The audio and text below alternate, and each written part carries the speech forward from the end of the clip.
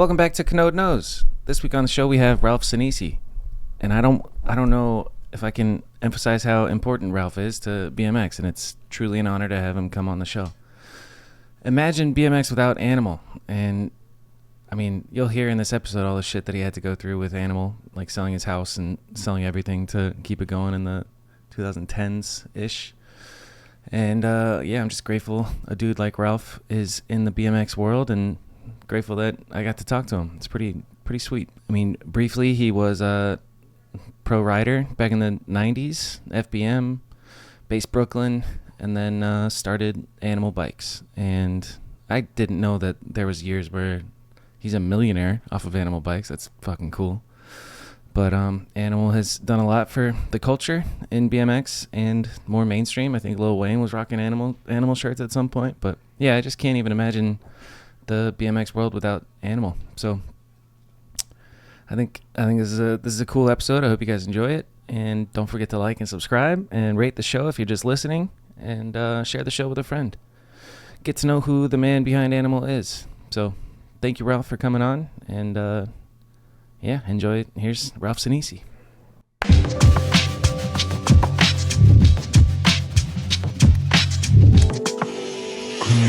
No. Okay, Ralph, we're rolling. Thanks for coming on, man.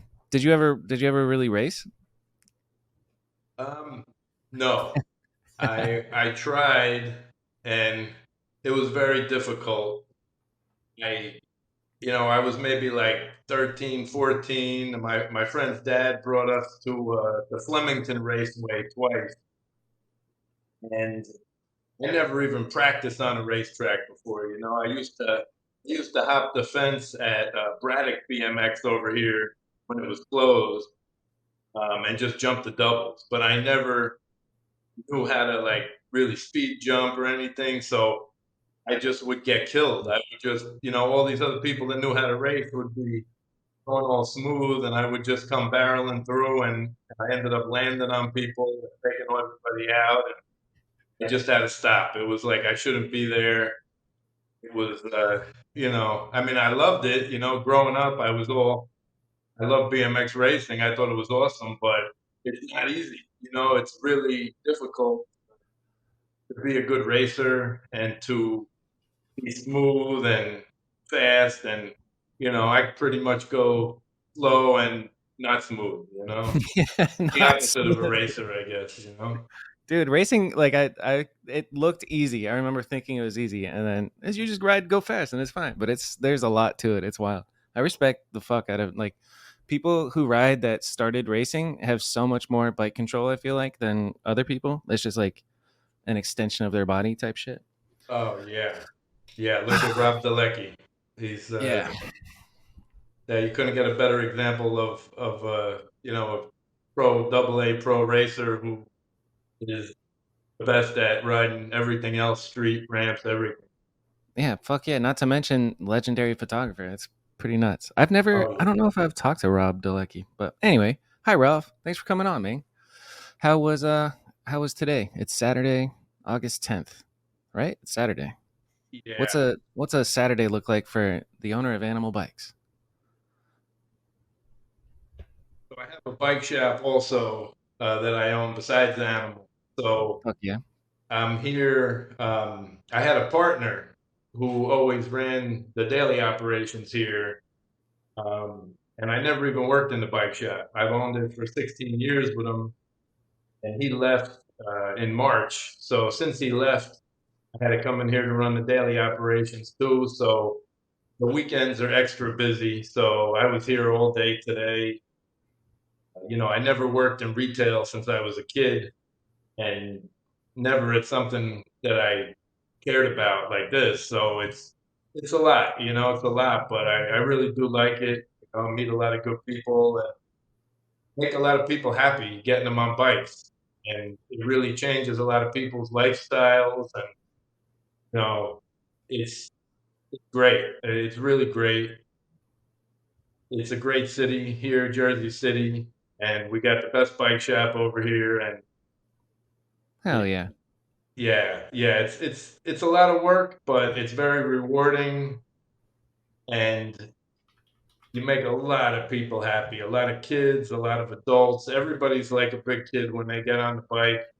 Right. A lot of people, it really does. It changes their whole life when they start using their bike on a regular, and they never did because it's fun exercise. And there's really nothing else besides bike riding that's fun exercise. Everything else, it's just not the same. It's not, Yeah. you're not out exploring, seeing things. BMX is one thing. I mean, I love BMX is a whole different thing. I really don't ride any other kind of bike except for BMX. But I do appreciate all bikes, and now I'm learning about them. I never knew anything about gears or Right.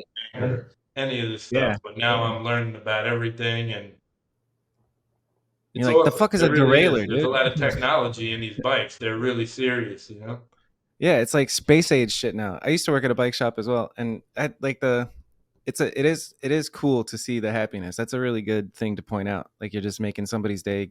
Like a bike is fun. It's easy to like forget and get jaded, but to just appreciate bikes make people happy, and you get to share happy moments with people. That's fucking awesome, dude. Yeah. Uh, No, it's the best purchase they could make. Sometimes they're like, "Oh, should I spend the money?" And I'm like, "This is the best thing you could spend your money on. Why wouldn't you want to spend your money on something that's gonna make you healthy and happy?" And, it's a great thing to do with other people and or by yourself. It's something you could do by yourself or with other people. You don't have to go anywhere. You could just go right outside your house and ride anywhere. yeah, It's very that's great. accessible. How did it start? How did fuck? I mean, there's so it's kind of crazy to think how many things I want to talk about with you. But let's start. Let's stay on the bike shop. Like you said, you owned it for 16 years. What's the origin story of Grovestreet bicycles, So or is I it not moved Grove Street? back. I moved back to Jersey City in 2005, and I couldn't believe that there was no bike shop in the downtown at all. The huge downtown, tons of people. It's one of the fastest growing cities in the world. And there was no bike shop. So the community needed a bike shop, and it was just obvious to me, and I just couldn't believe it. So I had a couple of really good friends who knew how to run bike shops, who had worked at them before, and I was like, let's do it. Let's just do this. And at the time, I was able to get everything going, get all the financing to get it started, and we just we just went for it. It took a couple of years by the time we actually opened it. We went into this old space that hadn't even been used since the 1970s. It was like a clothing store when they would sell like bell-bottom pants and stuff in the 70s, and then it was abandoned since then. We went in, we had to do a big build out and build the whole thing out, and we got it going. We opened in 2008, and we were in that location till 2016, and there was a fire in the upstairs apartment above the bike shop. Shit. We had to move 3 times, and we ended up moving into the spot that we're in now in 2017, and we've been here since. It's a great spot, and we're on the busiest road in town, like pretty much the highway that comes into Jersey City off of the Route 78 extension that goes to the Holland Tunnel. So it's a great location, and we sell. We're like a family bike shop. We Yeah, sell mostly like hybrid style bikes. We do have a big selection of a lot of BMX bikes, that's what's up. which I brought in since I came back into this. So Yeah. I'm really trying to get the BMX pumping in here again. How does it feel? What's the temperature on like the regular person being interested in getting a BMX bike? Some people are into it. Mainly, they want the 26-inch bikes. Some of the older people, kids do want BMX bikes. Kids do want them. Most of the serious BMXers around here are all my best friends and ride for Animal either way. Yeah. But we have such a great crew, and there are some young kids that are coming up that are buying stuff. and it's awesome. It's great to see a kid get on the BMX bike, and all the kids now they jump on and they just start wheeling right away. Just Yeah. that's the Yeah. thing. So I mean, it was I guess wheeling was something on BMX either way for a long time, but now it's like they're like I want a wheelie, I want a wheelie. Yeah, that shit's popular as hell, the whole wheelie crew or whatever. But you're Yeah, talking about a special moment. Like I remember being young, 13, 14, and going into a bike shop and being like, "Oh my god." And just to like hang out. I do miss a bike shop. That's cool. Good for you. I'm very curious about and you can say no if you don't want to share, but back in 2005, 2006, 2007, financing and starting a bike shop. What does that actually look like? Like are you taking out a loan from the bank to get it going? How much money was needed to get it going? Like the details of like pulling the money together to start a bike shop. What does that look like? yeah. I mean, I'm gonna tell you, back then it was easy. Before the financial crisis of 2008, it was easy to get loans. Animal was doing great, so it cost. I think it was like 350 grand to get the bike shop started. It was about 200 grand in inventory and 150 grand to do the build out of the shop, All all the right. construction and the shelving and all that stuff. Yeah. And that 350, is that coming out of your pocket or do you finance it with a bank? Yeah, no, that was financed. It was financed, and yeah, it was easy at the time. It was easy Yeah. to get everything going at the time, and but after the 2008 financial crisis is when things got tough, and then the banks got beat on a lot of loans, and then they pretty much stopped lending no matter what for a while, and that really affected us after this because I went through a lot. I opened the bike shop. I did a big expansion with Animal, get buying a big building for Oh, I distribution. lost you. It Shit. was all, I was just go. Oh, I lost you at big expansion. If you can hear me, I you're don't probably know. still there. The camera went off, but maybe you're not there. Nope. See, the banks are shutting me down. I'm No. starting to say stuff about the banks, and they're turning me off. Oh, All right, there you cut might be out. back. Yeah, you cut out a little bit, but it was at big expansion was the last thing you said. Yeah. But So it was the big expansion all at once. I was going for it. Whatever I could do, I wasn't scared. I was never scared to yeah, do it. And I'm an entrepreneur, and that's what I wanted to do was make my businesses be the best they could be. And I went for it. I went for it. yeah, I would have done the same thing again, but nobody could have known that the financial crisis was going to happen. And then the repercussions of the financial crisis really turned everything around after that. So it was great to get all this stuff started, but since then, everything had gone backwards and it got difficult after that because, uh, these banks are terrible. They were terrible and they were really, giving out money really easy. And when all of a sudden they got beat on all this money and they just pulled out on people that they had made deals with, yeah. and the banks really get you because they got all these contracts where they could get out of whatever, and that was a big problem. That really turned everything around. Really from like the repercussions of the financial crisis. The first couple of years were good, but then 2010 on, they took off with financing that was needed to grow the businesses the way they were growing that we had already been promised. So it was a difficult time, but I would have done You the made same it thing through. again. I would have gone for it, and I'm still going for it every day, doing everything I Fuck can. yeah. You can't be scared. You got to just do what you got to do, and you can't look back because it doesn't matter after that anyway.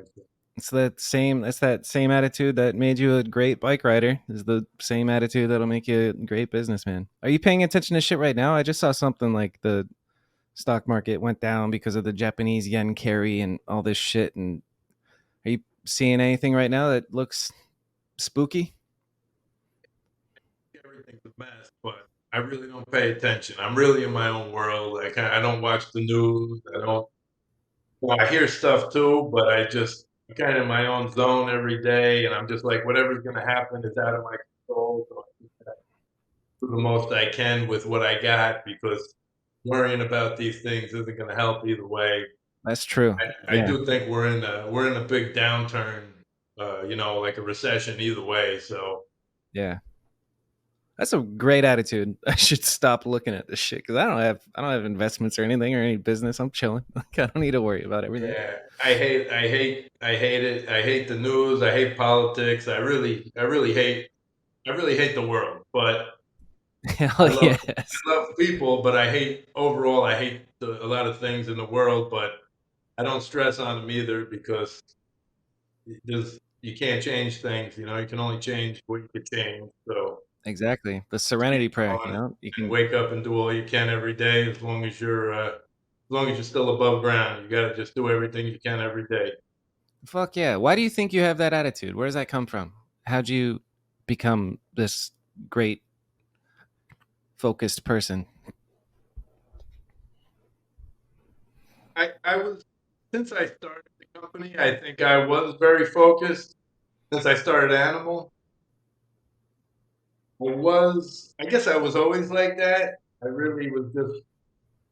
wasn't into, I think that's something with BMX too. A lot of people that ride BMX, they're really doing their own thing. They're more individual than a lot of people that are, more into, organized sports and stuff like that. So, but I will say that I've gone through so much stuff that if you let it bother you, it hurts moving forward. So you have to just keep going and things happen. You make the best decisions you can at the time, but everybody's human, everybody makes mistakes, and the world is not an easy place either way. So you just have to understand that, and nobody's entitled to anything. No matter what they do, no matter who they are, you never know what can happen. Anybody can be dead the next day, or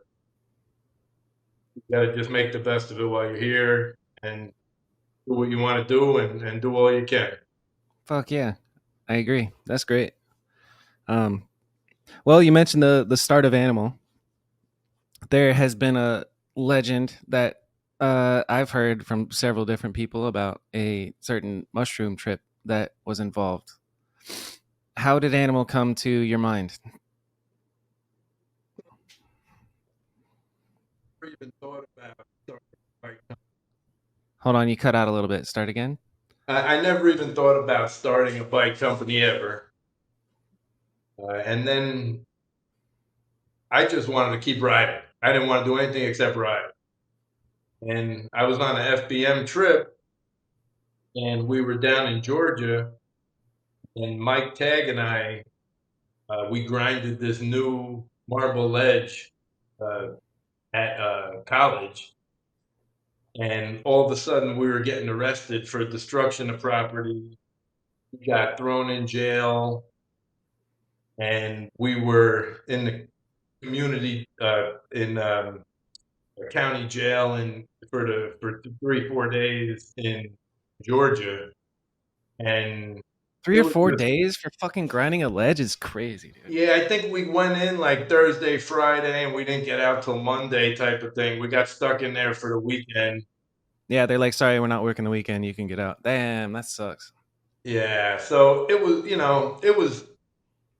horrible. I mean, it wasn't good, but when we got out, it went from such a feeling of, you know, being treated inhumanely and dehumanized, being in jail.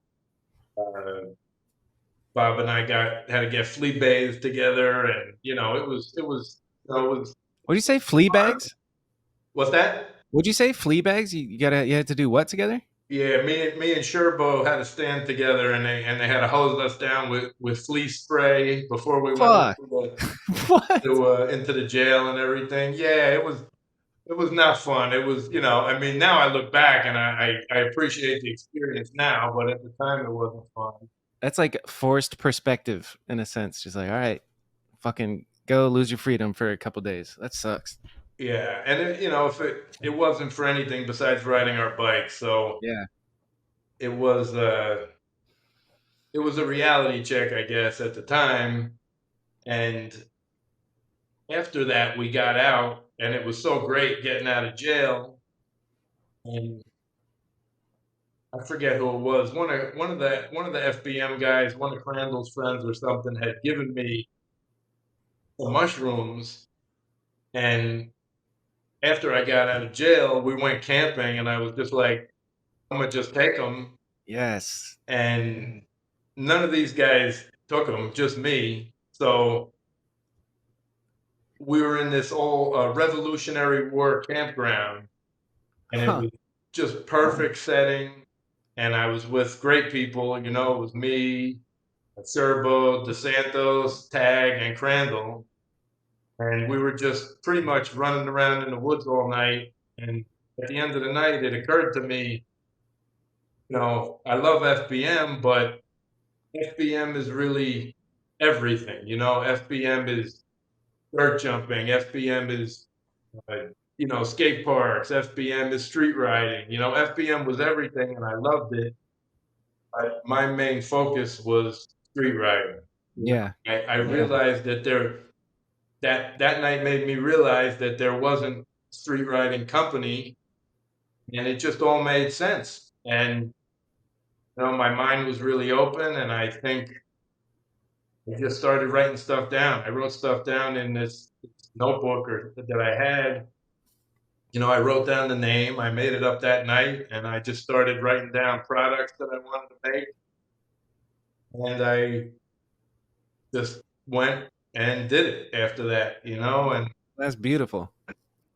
So thank you yeah, wrote it stuff was. down. You wrote down products. I know that pegs was the first product, but what was the first thing that you wrote down?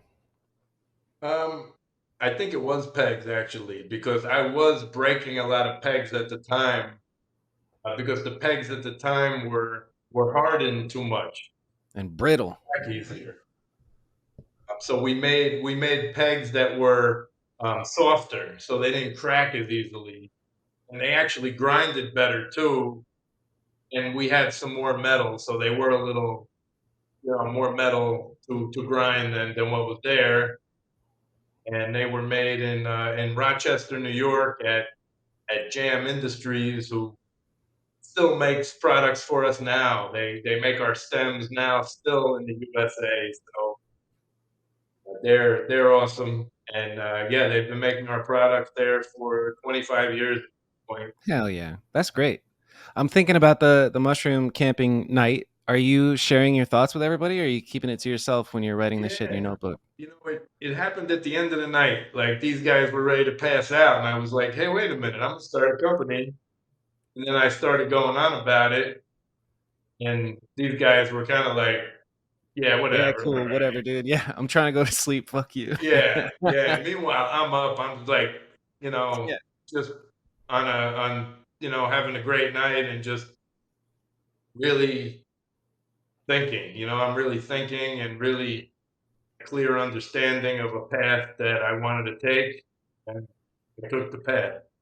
Fuck yes, dude. I feel like I think it's unfortunately rare for people to just take control and choose a path and go for it. A lot of people just kind of go with the flow wherever what job leads them to the next job. It's super admirable that you decided I'm going to do this and then you fucking did it. And then I think thousands, hundreds of thousands of humans around the world that got into BMX are grateful to the existence of Animal. It's kind of it's pretty it's an honor to talk to you. I'll say that. Um I really appreciate you too. I'm Appreciate what you're curious doing. about I'm curious about the beginnings and how the actual step by step of getting a peg made.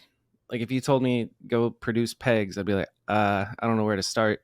What was a challenge early on that what was the biggest challenge in starting Animal is the question. It wasn't really a big challenge at first because it was, we were building it one step at a time. We started making shirts, and then we started making the pegs, and then we made the sprockets. White boy was doing the designing, so he was doing stuff that we were into, and we had these good outlets for it. So we started making the U.S. made stuff, and then I was like, you know what? We need to do a tire. And I just went right to Changshin. I just reached out to Changshin and I said, hey, I have this BMX company and we want to make tires.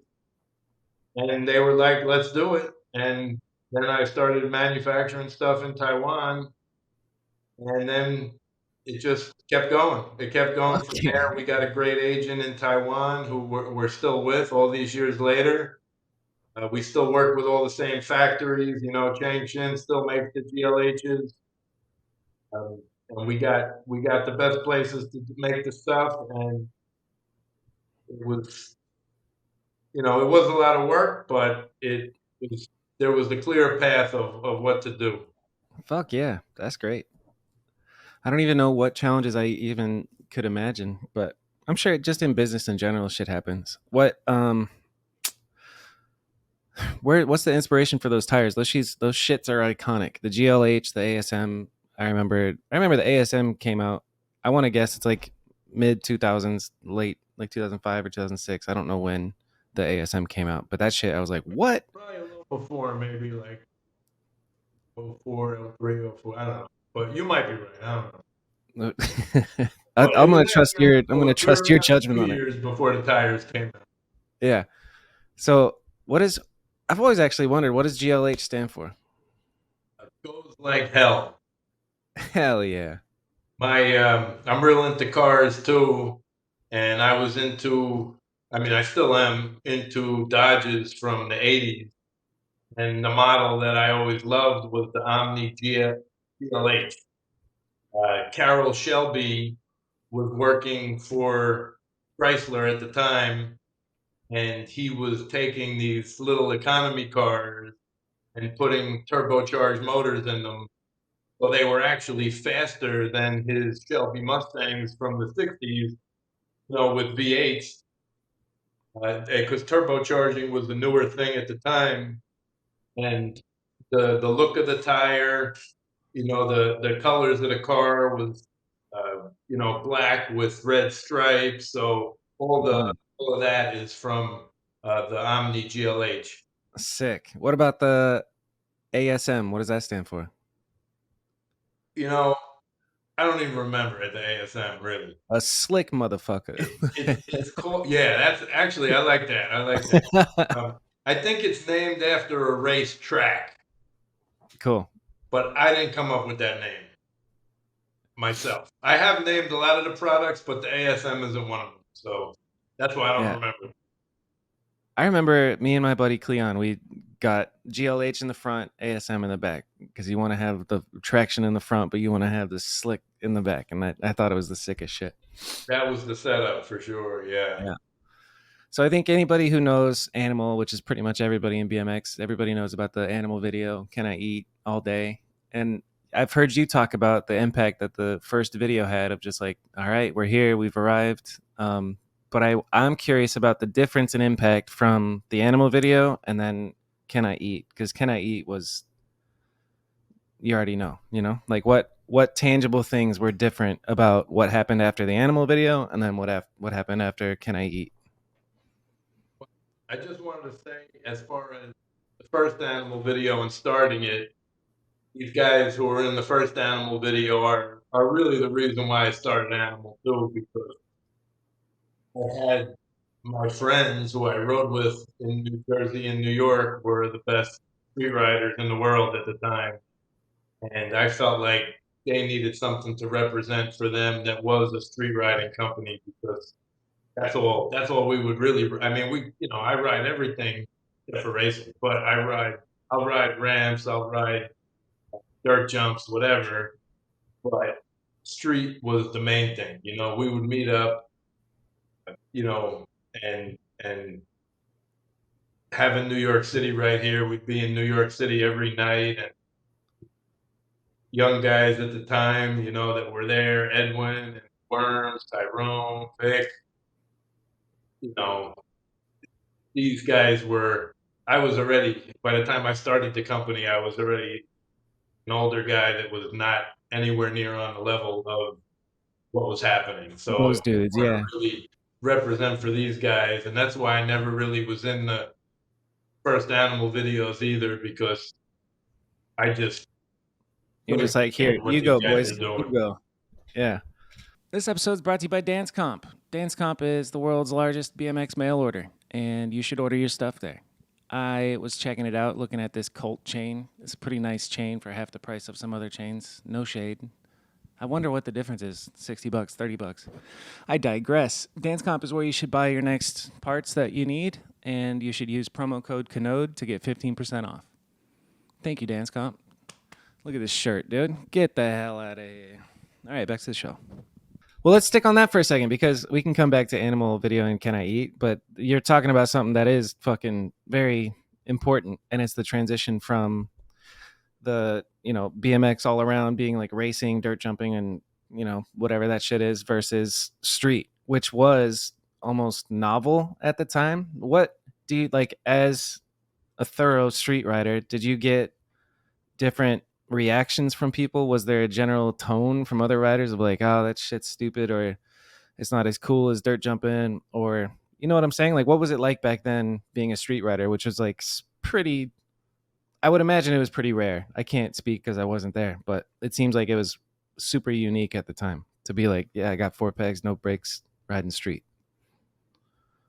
Yeah, well, I do think, street riding's been around forever, way before animal, either way, but it wasn't, I would say street riding became classified as street riding in the late 80s, and like, because it was very, you were a freestyler. Most people did everything in the 80s, freestyle, road ramps, road dirt jumps. You did everything, but you also rode street. You were also going to go and ride a bank because it was like a ramp.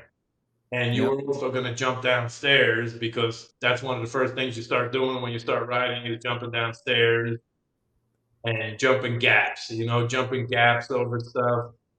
So we were always street riding, but it was never, oh, we're riding street. It was just we're riding. Yeah, that And makes then sense. I think in the late 80s, when it got away from the neon uniforms of the mid 80s, The neon uniforms is it, real, dude. That's crazy to think about. yeah, it became BMX really went through a big downturn. It was very popular 84, 85, 86, 87, and I think in 90 it became more hardcore even I feel like with the street riding, and it was people that were, there was people getting pictures riding street. People started putting bash guards on their bikes. First started grinding on pegs. So that was, And not wearing neon suits. yeah. You started setting your bike up more for street riding in the late 80s. In the Okay. early 80s, you had like a race bike or a freestyle bike or both, and you would use them for whatever you were doing. I had a dirt jumping bike, and then I had a freestyle bike. So I would go around and hop up and down on the freestyle bike, and I would go to the local jumps and jump the pit jump with the dirt jumping bike. Uh, but then I Interesting. realized in the late 80s that I just need a setup that I could ride everything on, and I got away from using the freestyle frames, and I started using, I used a race frame, then put more street riding parts on the race frame. So smaller bars, pegs, and that was the setup back then. We were still running brakes. We were still running. Um, it wasn't like a more modern street riding setup. Right. But then so that was like the late 80s into the 90s. Then the 90s, everything got crazy overbuilt. and the bikes were super heavy. And Triple or I guess they quadruple stayed wall like that. rims, 48 spokes, like fucking 70-pound BMX bikes. I love Super Pros. You know, I can't tell you how many pairs of Yeah. Super Pro 48s I went through. Then putting the standard axles in them. Yeah. It was that was really standard. Started making some of the stronger stuff and S&M too. Like in the late, into the start of the '90s, and that really helped because everything. I was breaking everything before that. I broke probably 10 frames by the time the Dude, that's what 1990s I was came thinking about. around. When you said that you put pegs on a race bike, I'm like, that fucking thing, that broke every week. Like that's that's a Yeah, fragile no, bike. the Yeah. dropouts, it was terrible. The dropouts were paper thin. Before these guys started putting thicker dropouts on bikes, Yeah. you just had to really just beat your bike up to keep it straight, and just we started abusing them though pretty bad on the street, and they would just break. So into the '90s, then at least they stopped breaking, but then you had the heaviest bikes possible. You know? Yeah. They just wanted it to not break, and then in pursuit of that, you're making the heaviest shit that you could ever. It's kind of crazy to think about how far, like we take for granted our bikes now that we can go fucking slam around and they're fine and they last a while. But I can't even imagine back then, just like doing a big feeble and then immediately having the dropout bend or whatever. What was the most common thing that you would break on your bikes back in the day? I mean, a lot of people got hurt with the forks breaking. It's really Oh, bad. I've seen some disastrous videos, even just like recently, where people are riding, I don't know, very shitty forks, and it just fucking pops off, and you're dead. That's ugh. Did Yeah, I forks mean, break on you back in it the day? does still happen, but back then they were like paper thin, and it was dangerous. A lot of people unfortunately got really hurt that shouldn't have, but it was the technology at the time. So Yeah, it was, but people were going big. They were going really big on bikes that were not shouldn't made be for going danger. big. Yeah. Yeah. What about you personally? What did you break? Um, yeah, I cracked a lot of frames, cracked a lot of pairs of bars. I'd always bend bars, wheels. I would go through wheels over and over. Femurs, fucking. Enough body parts too, yeah, but yeah, I didn't start breaking my own stuff till I guess the early '90s. I never really broke anything in the '80s. The early '90s, I started really going for it and getting some injuries. What's the media like at this point in time in your career? Like it, how often are you getting in front of the camera? What was your first taste of a sponsor? Like what was it? Photos before video? I would imagine. Oh yeah, yeah. There was no until like the mid '90s. There was no video documentation really from around by us. There were videos, but not really by us.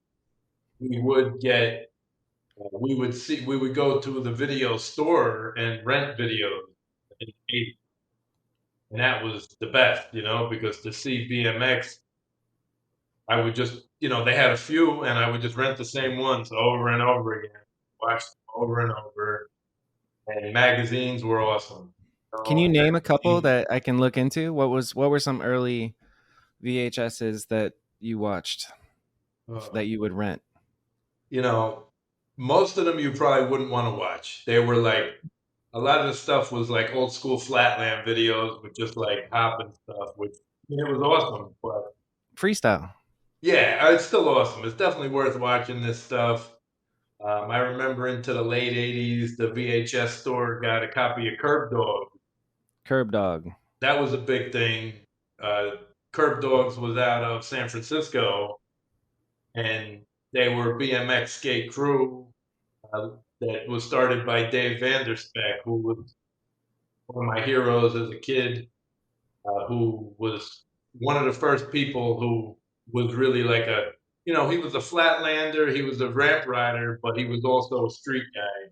There would be footage of him riding at Embarcadero and a lot of famous places, and Sick. good history Are they to be able doing to get feeble that grinds? video. Are they What was doing that? feeble grinds? Are they doing feeble grinds or double pegs and curb dogs? Yeah, Hell yeah. they're doing some really cool stuff, but but we would try to mimic all of it. Yeah. We'd be trying to do surf. They would be skating and riding, and that's the same stuff we did. So we would be trying to do a surfer where you're standing on the handlebars in the seat, and then you do a boneless onto the skateboard off the bike, stuff Sick. like that. Yeah. But I mean, we tried to mimic what he was doing and these other guys were doing, but it wasn't. We couldn't do it like them at the time. We were so young at the time. Do you think you could do a surfer today?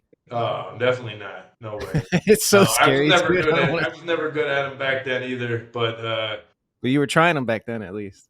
yeah, yeah. Yeah. No, now I I can't say I can do any tricks on the flat ground at all. I have no trick. That's perfectly fine, dude. And that's all right. If I don't have a spot to run into, I can't make the bike do anything. We gotta put our pegs on some shit. Fucking so cool. I'll check out Curb Dogs. But curious about the first taste of like you being photographed or filmed. Who was it? What was it for? How did it come about? Well, I would say around 95, probably. Um, well, actually, I'll go before that. Actually, so when I was in high school, we were making a video back then, and we would borrow the camera from the high school because nobody had a camera. So that was kind of the start of it.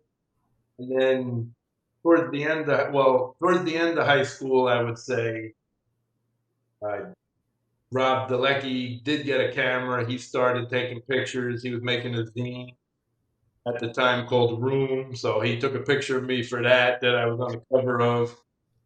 And You said it's called Room. yeah, Rheum, I believe. Sick. Yeah, that was really cool to be a part of something like that. Um, and really, the first documentation, I guess, was Jeff Zielinski when he got his camera and he started making the local videos, Stairs and Grizzle, and then Don't Quit Your Day Job and that stuff. So that was the first serious thing where somebody would actually go out and film. Yeah. So that was the big start of it. And these guys were younger than me, and they were just really advanced with how they were riding and everything they were into. So they really pushed me because at that point, it was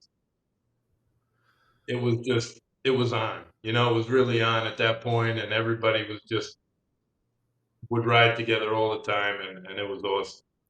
Is there anybody in particular from back then that you were sweating the most that you wanted to try and emulate?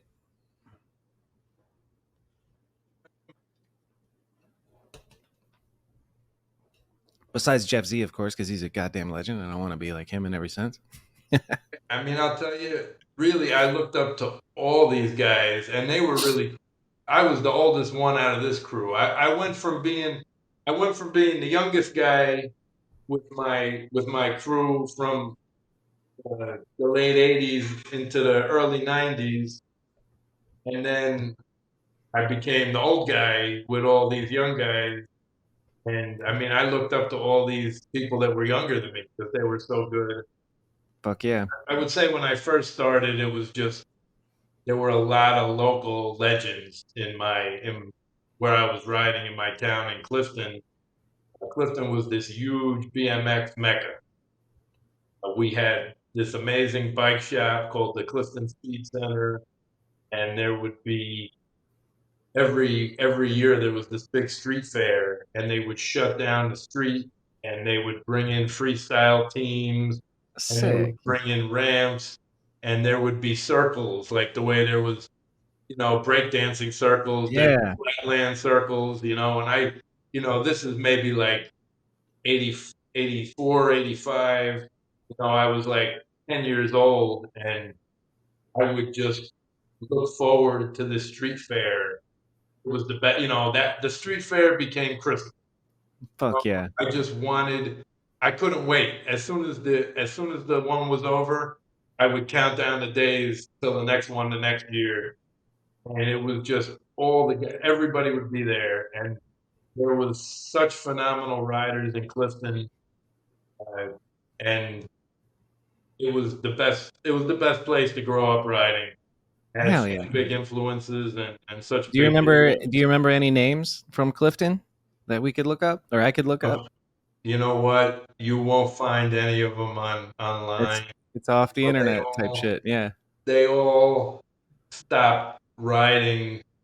Um, really, by the mid '80s was huge, and then by the end of the '80s, there was almost no one. that's wild. Going into like 1990, I would just really ride mainly with skateboard. Huh. So I would go skating and riding because the skaters would be skating street with me, or we'd be going around to different backyard ramps and stuff like that. Yeah. So that was it was a great place. It really was. But there was the scene in Clifton was really uh, the bowl. It was called. It was the best dirt jumping place ever, and it was on the other side of my town. So I had my local jumps at the brook.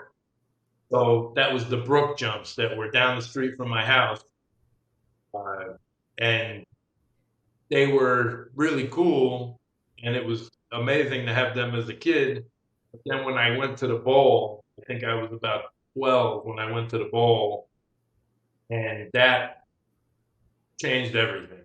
Hell yeah. That's where all the towns intersected right there. It was on the border of all the other local towns. So you went there, and all of a sudden it wasn't, you weren't, now I had new heroes, Yeah. Community. all these other towns. And that was my first street riding crew, was these guys that I met at the ball. And that was really what shaped me, I think, over anything, was that, because these guys were like, they were really into the things that were happening at the time, and I learned from them. They were into, the Dirt Brothers with Vic Murphy when that started, riding street. They were into Sick. S&M. They were into, you know, they were really pro racers that were just phenomenal dirt jumpers that started riding street. And that was my first really hardcore street riding crew that I was with. It's wild to think of that because it truly is like the foundation upon which everybody who rides today is doing it. Like the progression that happened from like dirt jumpers who ride street a little bit and just paying attention to Dirt Brothers and the Pioneers, like, and you don't realize it at the time. You're just like, this is cool. I like this. I'm gonna go try this, but you don't realize how impactful the butterfly effect of what you guys were doing. It's a trip to think about. I love Burn Slow, and you will too once you go to burnslow.co and buy some stuff. They've been supporting the show for a while now, and I'm super grateful. And I legit wear Burn Slow shirts 5 days a week. Burn Slow is a rider-owned media and clothing company. They support some of the dopest riders in the game, specifically Casey Starling. He's amazing. Fuck, dude, what do you say about Burn Slow that I haven't said? You know what I'm saying? Get this shirt. It's fucking sick. Get the fruit shirt. I love the fruit shirt. I just learned from Brett Silva that they partnered up with a local nonprofit to give food away and made that fruit shirt. I didn't know why the fruit shirt was made, but it's so dope. So I wore that for weeks without knowing what it was, the story behind it, and there's an amazing story behind it. So I don't know. Burn Slow is dope, and you should go to burnslow.co and support them since they support this show. Okay, goodbye. What do you have to say, Trip? You like Burn Slow? Yeah, Dad, I fucking love it. That's cool. All right, have a good day, guys. Have a good day. What the fuck? It was a great, great, great time to grow up riding, and I had really great. I was in the right place, and I had the right people that we would session and we push each other, and I wouldn't be riding that hard without having these other guys who were phenomenal around to push me. So that was really what got me to take my riding to another level than what I had been doing. Right. And so what was that next level? Like this is, local crews. We're not sponsored. We just have bikes. What's your first sponsor and when? So my first sponsor was Base Brooklyn, probably like 97, And 98. that's Glenn, right? Yeah. Yeah. So Glenn and somebody else, if I'm not Glenn mistaken. and Enos, Colombo. Cool. Yeah. Yeah. So Glenn, I mean, I still am great friends with Glenn and Enos. I love that guy. Yeah, he's great, and that was a phenomenal podcast with him. I enjoyed every second of it. Hell yeah, me too. It was one of my favorites for sure. He's a fucking encyclopedia. I'm like, dude, Yeah, you know everything. It's fucking amazing. He's such a source of knowledge, and he's such a straight up person who tells it like it is. And Yes. he was just me and Glenn were on the same level when we met because we would go to Mullally Rink, and that's where I originally met him. I started going to Mullally in the Bronx around 98. What's Mullally? Mullally is still there. It's right by Yankee Stadium in the Bronx. Is it a skate park? Yeah. Okay, cool. Yeah, and it opened I think around 89, 90, and that's when we started. I would ride my bike from Clifton to the bowl on the other side to meet up with my crew. Then we would ride to Harrison to the PATH station, and then we'd take the PATH train to the World Trade Center. Then we'd take the subway to Yankee Stadium. So, it was like I was like 14, 15 going into this wild new place. The city, dude. That's crazy. That's a wild experience. That was really the start of riding, and that's when I actually went to Mullally, and then stopped at the Brooklyn Banks for the first time on the way back, which was, that was. When do you think this was? What year would you say you first saw the Brooklyn Banks? I think 89. Wild. That's fucking cool. Yeah, and it was already a spot. People were already riding it. They were already killing it. And sick. That was a big part of growing up, being at the Brooklyn Banks a lot. In the fucking 90s. I'm not even born yet the first time you saw Brooklyn Banks. It's crazy, dude. That's awesome. But what was I asking? I said, so first sponsor is Base Brooklyn. That was Glenn. You guys met up you guys were on the same level, you were saying. Why were you and Glenn on the same level? We're used to riding with a lot of the people we were with at Mullally were older than us. But Glenn and I were younger than a lot of these, the pro rider guys that were there. We were younger, and they were still more freestyle.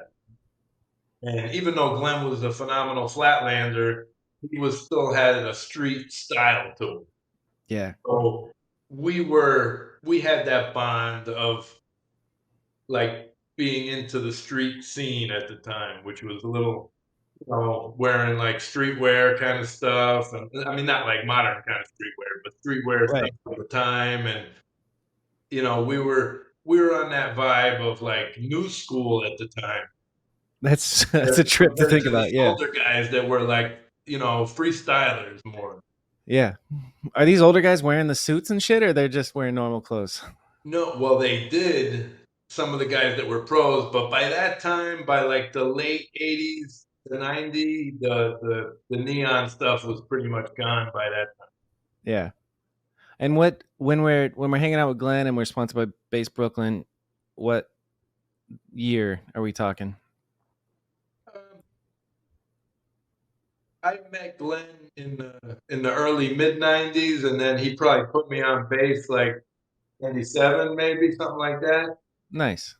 Yeah. Oh, I was ecstatic. I couldn't I was, Base Brooklyn was just phenomenal, and that was the clothing BMX company out of our area that everybody knew about, and it just had such a cool vibe. And it was all about, hip hop. I love hip hop, and it It was was the the best, founding father of BMX Street, Base Brooklyn. It's fucking sick. Yeah, So yeah. what So was it? What was it like getting sponsored by Base Brooklyn back then? You're like, how serious was it of a sponsorship? Like, you got to do this. I'm sure it was just homie shit. Here's clothes, represent us. But what was it actually like? oh, yeah. I mean, I was never asked to do anything, but Nice. Fuck yeah, I just be would do you. anything. You know, Yeah. I would go out to base. They used to have a mini ramp that we'd ride in there. That was awesome. And we'd ride all around Brooklyn, which was so great. The spots were endless. And then, Glenn started filming me for the Base Brooklyn video, and that was after I was in the videos with Jeff. So this was, it was a really big thing at the time. When Neighborhood Superheroes came out, That was it was really big. fuck yeah. Yeah, What I'm came so from honored that? to be a part of that for sure. That it's iconic, dude. It's crazy. Um, and I don't know. I think I bet most people understand that neighborhood superheroes is like special and important.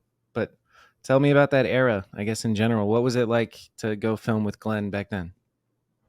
Give me a snippet of a day in the life of like I can't even do your guys' accent. Hey bro, you wanna go like I can't the fucking New Yorkers. Glenn's got a better accent than me, but yeah. So we would meet up mainly in New York City because, that was it was almost equidistant from where we had to go, and we'd ride New York City all night until the sun came up, and then Fuck. sometimes just keep going. It was we didn't stop. We didn't stop. We just would just ride and ride and ride, and it's endless. The amount of spots and places to ride is endless. So it was just on. There was so much energy and such a good vibe, and it was like the start of street riding being something, even though base had of everything, not just street riding, but it was really It's the beginnings. it was on the vibe of what was happening. But then there was also other things happening, obviously, all over the country and all over the world. And the awesome videos that Parrot was making, which were some of the biggest influences of what we were doing on the East Coast too. Yep. So that was huge. We did have many influences from outside of here that really did it. Yeah, which is all coming through like literally VHS tapes. You guys would get something and go watch it in fucking magazines. That's something I wanted to talk to you about was just media and the way that it's evolved. But first, when you think of those days of being with Glenn and Base Brooklyn, is there anything in particular that like comes to mind, like a certain spot or a certain trick that went down or something, some sort of antic from the boys? Anything specific come to mind? We usually meet up at Union Square. That was the big meetup place, and I was with Will Taubman a lot at the time too.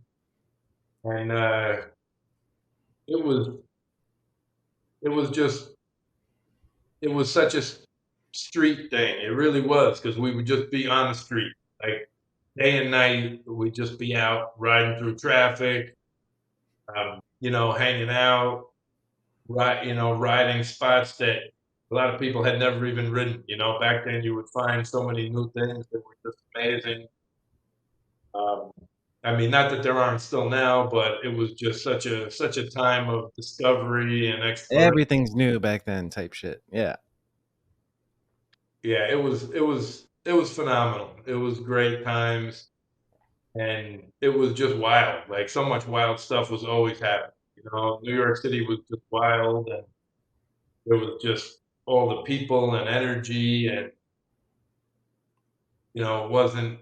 It was like no rules. No rules. You could just go wild in the streets all the time. and ride everything. And, the energy level would just push us to, do bigger and bigger handrails, do bigger and bigger gaps, and, then started doing tricks down handrails, and started actually doing some stuff that was pushing the sport then at that, well, the sport, I don't like to call it a sport, but, Yeah. pushing What else is riding. it gonna be? It is. It's a discipline. It's a sport. It's something.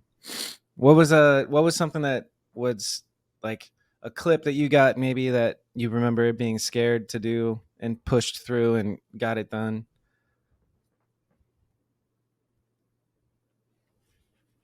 Mm,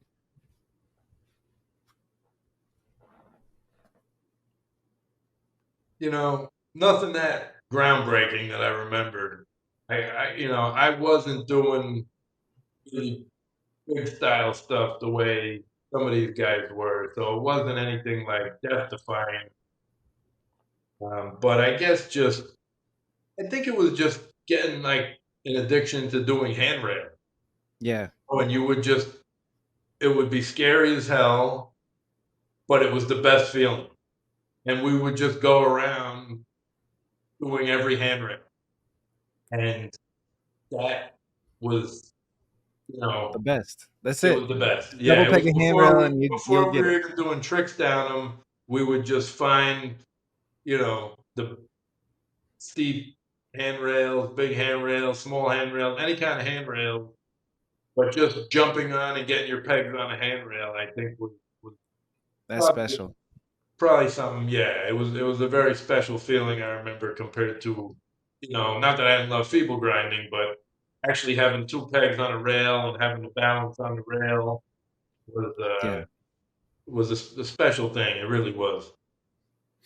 It is, man. It's crazy. I've done maybe 5 in my whole life, but it was one of the scariest things that I've ever pushed myself to do. It was like a 10 stair, and once I did it, I was just high on life for fucking weeks. I was just like, dude, I fucking did a sick ass handrail. It was great. Yeah, That is no, exactly. You get something it. You beautiful get a about that. high from doing something like that. It's such a Right. great feeling.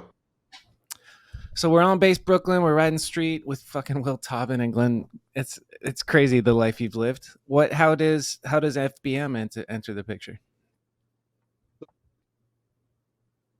I met Mike Tag, I think in 93, 92, 93, at a skate park in Newburgh, New York. I had a good friend because there weren't many BMXers riding there at the time regularly. But I had a friend who was from, the Binghamton, Ithaca, and he's like, oh, hey, you know about FBM? And I was like, oh yeah, FBM, super cool. I'm all about it. And he's like, oh, I'm friends with Mike Tag.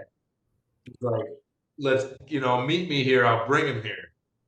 So as soon as we met, it was like, you know, that connection of someone who you felt like you knew your whole life.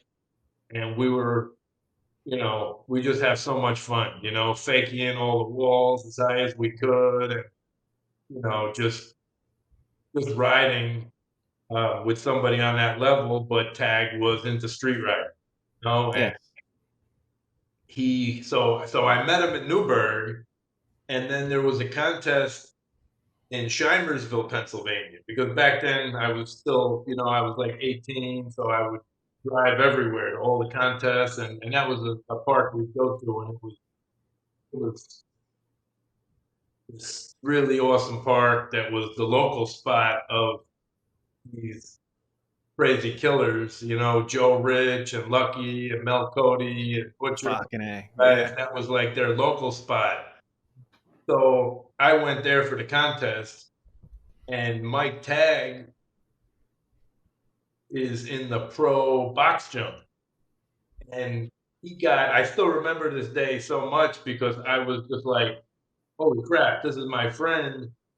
And he was competing against McCoy and Miron Damn. in the box jump. And he got, and a ton of other top pros.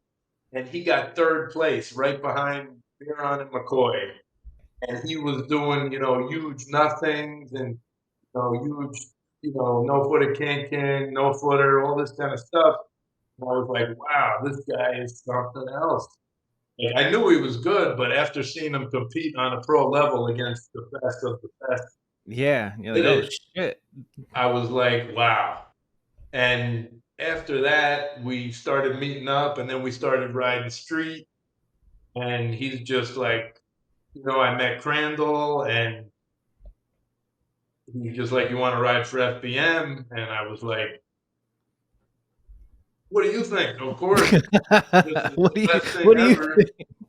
And then it was on. I would tag all the time. We just started traveling. We'd go to all different colleges. I'd go up there. I'd go, stay in Ithaca with him and Crandall. And we'd ride Ithaca a lot. We'd be going all around New York State, and we'd really be going all up and down the East Coast. Tag like to drive, and we went all over. And he was like me. Like, we would just want to ride street all night. Like, we just wouldn't stop. And yeah, he was a huge influence on me. That's And dope. he got me on FBM. When you think about those years and traveling with Mike Tag, what do you think is your favorite trip that you made with him? Obviously, fucking difficult to pick one, and it's just a good Yeah, era. But they what were comes all to mind? great. They were all great. There was never anything that wasn't great. It was just like a few years of just, this is what we're doing. We're just going all over. We're gonna stop at this college. We're gonna explore this one. We're gonna stop at this city that we've never been. We're gonna go here. We're gonna go there. Yeah, Just, we just had a big map, and we just keep going. Before there was any other kind of directions, you just mapping it around. literally looking at a map and being like, "I'll take this road to this road." That's yeah. Like, I remember. I mean, this isn't nothing crazy, but printing out MapQuest directions. But whatever. How were you making a living during the FBM days? Are you getting paid from FBM? Are you working a job? What are you doing? This episode is brought to you by Unity Ride Shop. Unity Ride Shop is Phoenix's best BMX store. It's off 43rd Avenue in Bethany Home. It's rider owned. They put on local events. They sponsor a bunch of riders locally, and they're doing the type of stuff that a BMX scene needs. Yeah, they're filling a lot of holes that we didn't know we had in Phoenix. So it's pretty dope. They just had a jam in Chandler not too long ago. Helped me out with putting my bike together. And it's a fun time hanging out in that shop. I filmed some there, so I'll put some B-roll shots over this. But yeah, I like Unity Ride Shop, and you should too. So next time you're in need of some BMX stuff and you're in Phoenix, go to Unity Ride Shop, 43rd Avenue in Bethany Home. Back to the show. I worked all through college. So I went through 4 years of college, and I was working like full time the whole time while I was going to college. And then I got out of college. Yeah, I graduated college in 97. Nice. What degree? And I was like, you know what? I didn't know what I was going to do. I was going to go for a master's degree, or I was going to, I didn't know what I was going to do really. But I decided, you know what? I'm just going to ride. Like, that's what I really want to do. I'm going to just ride. And I had been working all this time. And I did have some part-time jobs here and there, but a lot of it was just what I had saved from college. And, we lived on a super cheap, we really didn't even get hotels or anything much, I mean, once in a while, but we sleep in the cars, in the van. Um, so we would, we did it as frugally as possible at the time. Yeah. But it was, yeah, it was about, 97, 8, 9. So Yeah, you're kind of you're living off your savings 4 years from. after college, just riding, pretty much. Yeah, that's great. What was your degree from college in? Psychology. Cool. Good for you. Yeah, I just didn't know what else to do, and that was all that really interested me. Things about, the mind and stuff. So Right. How we think and all that. That's what imagine life pursuing the masters in psychology versus the BMX life. Like it's a different trajectory. I'm glad we went the BMX route, dude. yeah, I didn't love school. I really didn't want to keep going. So I was I really just wanted to ride. I think after that I realized like that was I just had to put riding first instead of anything else. which is great.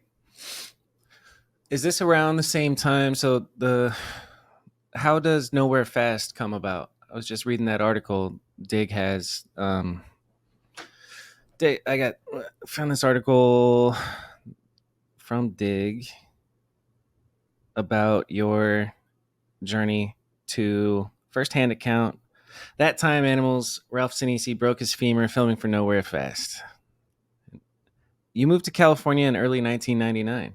Tell me about moving to California. Fuck, there's so much about No, with you, man. no, I never moved there. I can't say that I was Okay, so ever this is a the interviewer California saying that. resident. This is the interviewer saying this when I moved to California. All right, my bad. You've stayed in New Jersey your whole life, Yeah. living. Good for you. Good for you. So I then, love California. I mean, I'm not saying I don't love it, but we used to drive. By that time, we'd be driving cross country pretty often. hell yeah. I had a friend who was from New York State who moved to California, Byron Anderson, who was Know in that Nowhere name. Fast also. Yeah. And I went out to visit him, and I think he introduced me to Dave, and he was like, Dave Parrott was Him. I idolized him. His videos were were probably the biggest influences on riding and street riding for sure at the time. And I couldn't believe it when Dave said, "Do you want to have a part in Nowhere Fast?" I thought he was kidding.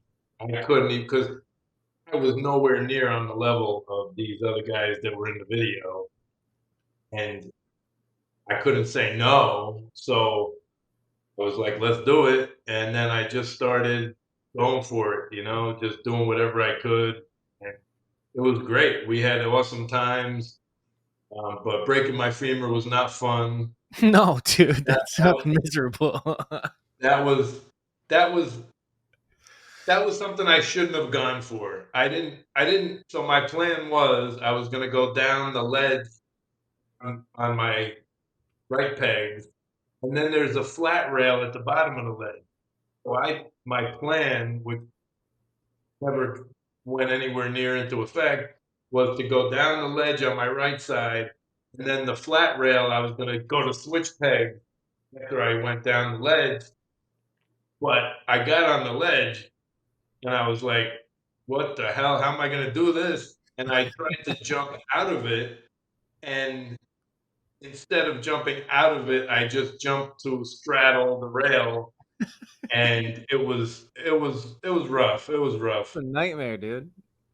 It was Fucking really A. How rough. long did it take to recover? Like how fuck the picture of the bruise on the leg is something else. And I can't Yeah, I imagine still breaking that. got I still got a scar tissue lump going on down there. That's all these years later. But yeah, there was nothing. I almost lost the leg because it got a staph infection. So at first I didn't go to the Wait, what? hospital. You just said you almost lost your leg because of a staph infection? Yeah, yeah, Fuck. caused by the injury. The whole thing got infected, and yeah, and then I had to go to the hospital, or else I would have lost my leg. Jesus. But I didn't go before that. Yeah. So what was the signs of a staph infection? Was it fucking oozing? Did it turn green? Like how did you know it was Yeah, infected? it gets very itchy. It gets hot. It gets swollen. Yeah, don't take chances with a staph infection. If you get Fuck hurt no. and you feel like really, if something gets itchy, I mean, it's normal to be itchy if you're healing, but um, you're better off going and getting antibiotics. Way it could be a staph infection because it be deadly. Yeah. That shit's scary. Yeah. What was it like filming with Dave? Like, and he's legendary filmer Dave Perrick, and like, is it a one-on-one type of thing? Or are you guys going out in the van and with a crew? What was filming for Nowhere Fast like? Phenomenal. I ended up staying with uh, Theo and Arlene had an apartment there too.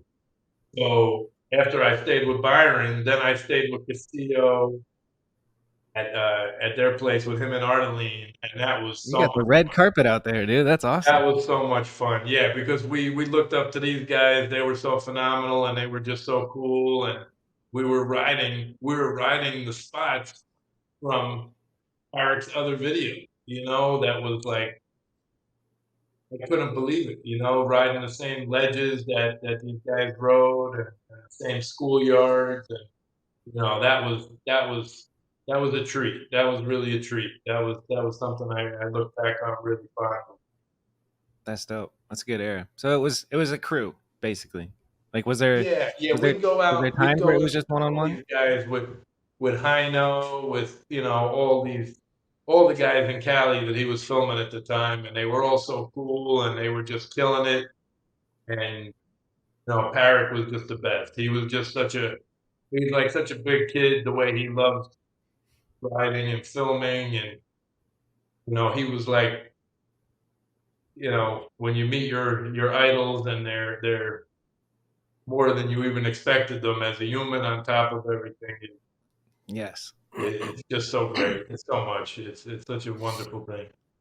That's a fun transition to this question that I wanted to ask you is I know you've been around all the filmers. Like there's been multiple filmers that are staples with Animal, Sherbo, Navaz, fucking Benthian nowadays, and I don't know, many others who if you had to pick I'm gonna ask you a Mount Rushmore of multiple different things, but who's your Mount Rushmore of filmers?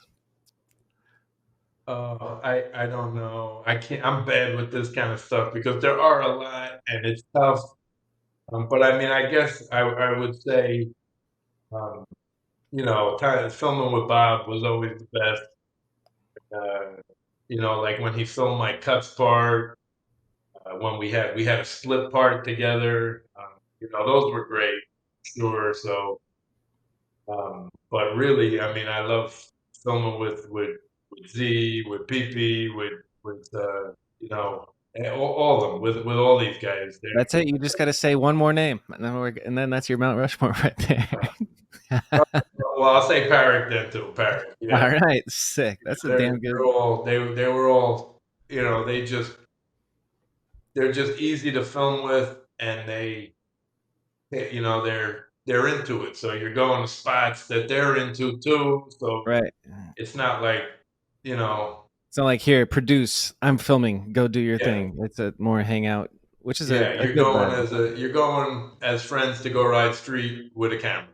Yeah, exactly. That is a fun vibe. I've done both. I tend to nowadays be like, "What's your plan? Let's go fucking get it." I do miss the days where it was just like all day, every day. I was out filming for fun and just hanging out. And those, like, from what I've heard, that's the only way that Sherbo's filmed. It's never been like missions. It's always just hanging out with the homies, going to spots, which is pretty admirable.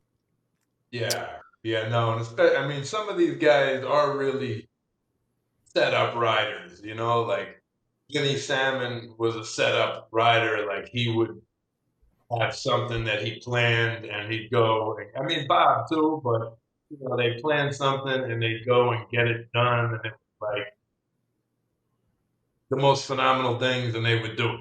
Yeah, I was always the opposite. If I said I was going to do something, I would go there and I wouldn't do it. The only yeah, way I would that's do real. stuff is just like, just on the fly. Like, hey, there's some. Yeah, Because as soon as I start thinking about something, I ruin it and, you know, talk myself out of doing it or something. I think if I don't just, I like just seeing something, bringing it out, and not thinking about it again. that's a beautiful thing. That's the way to be. I struggle with that in Phoenix, man. Like we'll pedal around, and I'm just like, I've seen fucking everything.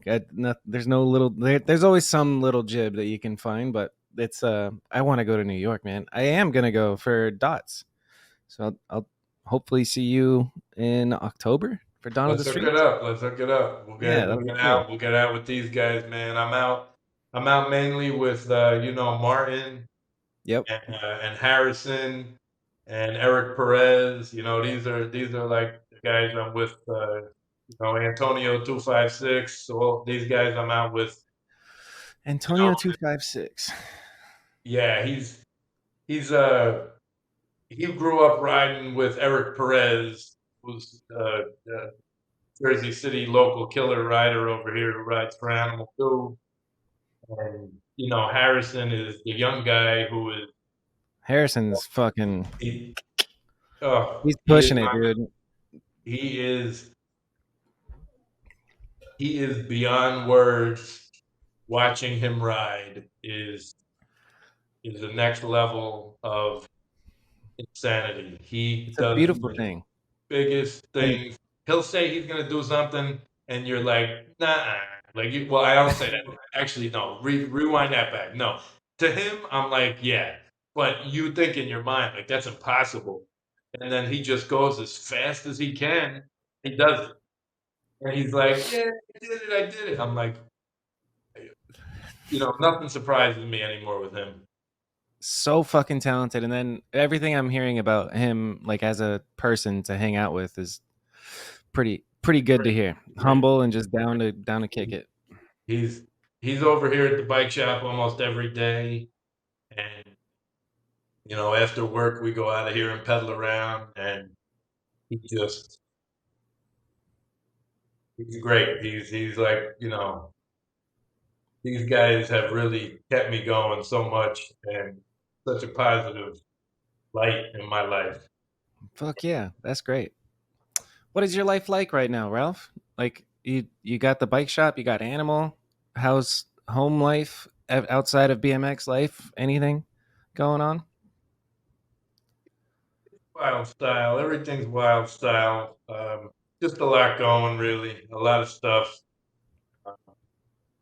Things have been so hectic the last few years, and I work more. I always worked a ton, but I work more than ever now. So that's How really would you what is working more than ever to you? 80 hours a week? What are we talking?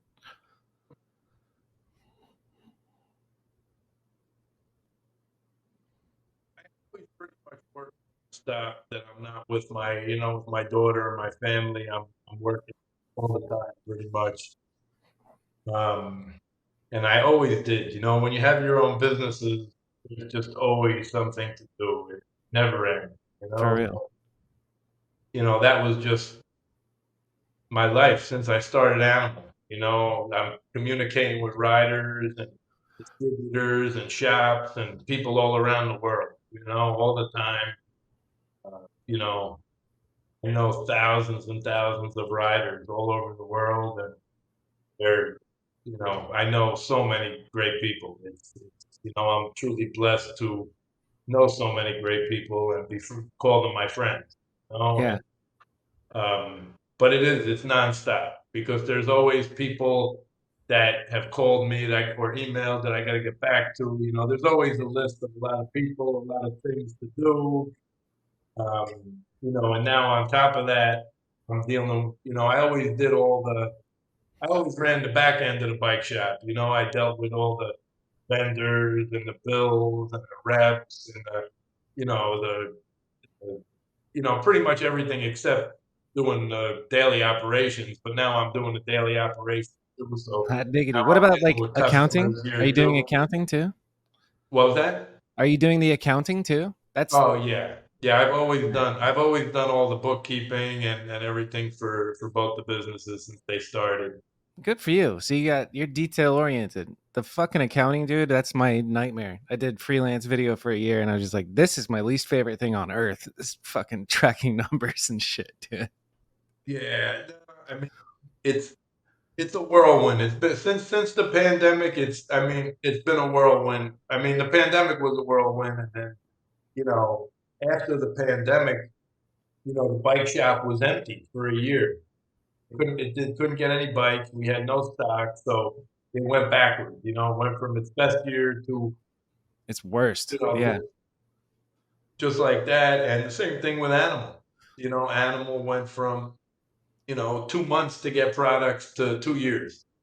So, and then the shipping went through the roof. Containers that were $5,000 went to $30,000 a piece, and it really turned everything around. So since then, it's been a whirlwind. So it's pretty wild style. You just do what you can each day, and just keep it going.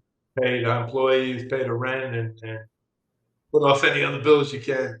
Pretty much Yeah. until they need to be paid. So Um, it's I can't even imagine being a both like a BMX company and a bike shop during the pandemic. Like that was such a, from what I understand, like the demand went up. So then bike shops all around are like, fuck, we sold out of bikes. Let's order all of the bikes. And then that was a mistake because then you can't sell anything after that. Like it was just a fucking sharp spike to, oh shit, I have too much stock type of thing. And like a lot of, I heard a lot of bike shops and companies have been having a hard time with that. How, I mean, you kind of just said it, you just wild style, but how was it navigating that? Like, how close was it to actually falling apart during the pandemic for you?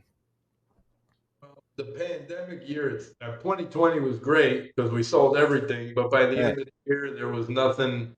There wasn't much left, if anything. So then 2021 was just terrible. It went backwards because there wasn't stock. So no, that's what a business needs to function is stock. So then we had a lot of stuff on back order, especially for the bike shop. Animal has more staple stuff that we're not stuck with either way. But the bike shop, people were buying everything. From the most expensive mountain bikes or whatever they could get. So we put all this stuff on back order. Then all of a sudden, the end of 2021 going into 2022, everything shows up, and all of a sudden it went from a huge demand with no supply to a big supply again with really diminished demand. And then you have all these bills to pay for all this stuff that came in now, and it's not selling. And it was like running a different business, from one year to the next.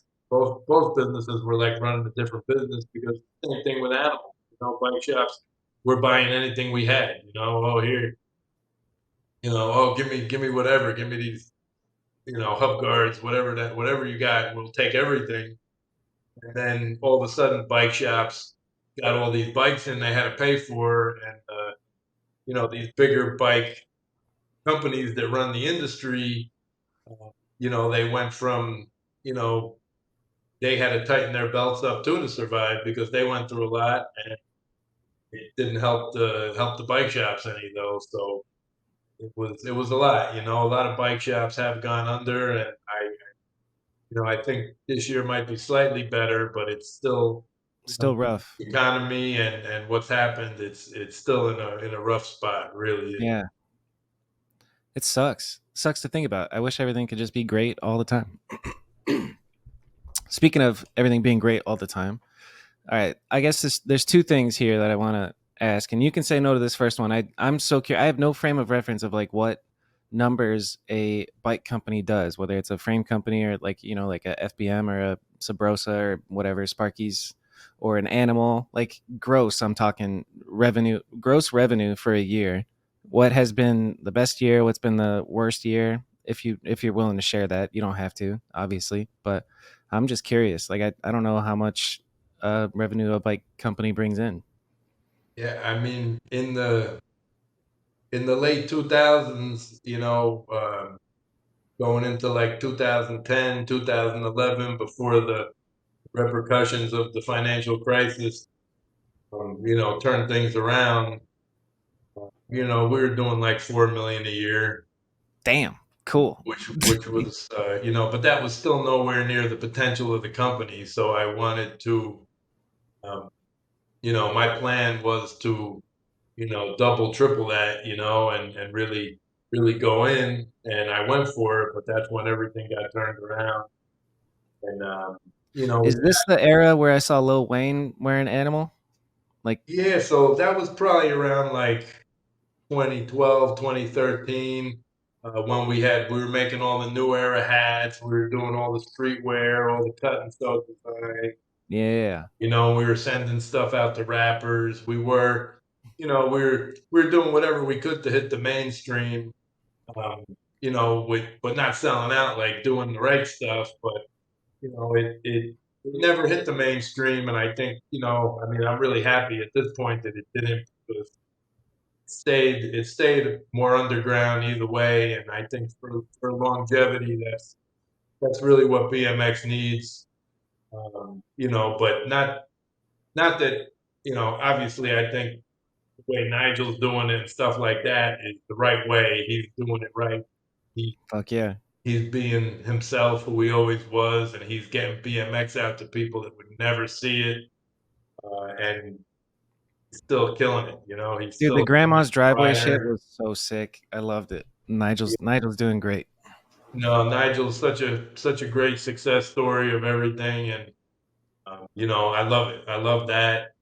Um, but yeah, I was always thinking that if there was a brand that could merge into the mainstream for a bike company, it could be It's Animal. Animal. It Yeah. was, a It hardcore should be New Animal. York City company, and that Yeah. it's weird because that's kind of what like takes a company to the mainstream sometimes, is being like more of a hardcore kind of thing, and all of a sudden everybody's like, "Oh, that's shit, that's dope." Like that's other people all recognize, and they're like, "We want to be down with it." So, but it's been like that in BMX, but it never, a lot of people know what Animal is outside of BMX. Never got to level of mass popularity. So, It feels like it was fucking close though. Like it feels like it was close. So what happened yeah, during that yeah. period? What caused it to stop the momentum that it Yeah, had? so it was the repercussions of the financial crisis, because I was going for it. I wasn't scared. I was going for it, and I was able to get the finance. So we were putting out. We had, I think, 7 products at the time. We were going to double our product line to like 14, 15 products, and I was going to try to double that number that we were doing with these new products and with the demand that we had, which was only growing. And then the bank that was financing this expansion, um, they were giving me a credit line for 1.5 million, which I was sending right to Taiwan to release all this stock to fill this new warehouse I bought with all this stock. And then the day before they were opening the credit line, well, the representative called me. She was like, "Oh, Ralph, I'm really sorry, but we've gone through 3 presidents of lending over the last 6 months, and now they want to re-examine this situation." Fuck. She was like, "The situation's really bad at the bank. I just want to let you know." So I was like, "What the fuck? Yeah, you've been telling me, everything's been good. We had everything on paper, everything's good for almost 2 years at that point with the expansion I did, with buying the building and everything.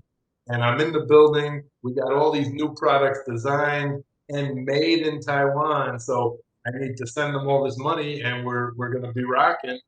And then the bank takes off on me from Fuck. to the next, and that turned everything around just like Yeah. that. So that's the point in time where the rumor went around that Animal was gonna go under, right? Or no? Yeah, Yeah. yeah. Well, for a while probably, but yeah, Yeah. yeah. So then how'd you save it? That's a fucked situation, dude. That is that is It was giving you very gray fucked. It hairs, was bro. very That's fucked. crazy. Yeah. So I went from, I mean, at that point we had 20 plus employees in a 30,000 square foot building, and we're ready to really grow this business and be huge.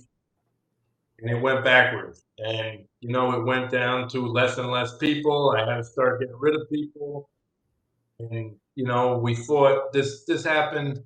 We got it. This happened really in like 2010.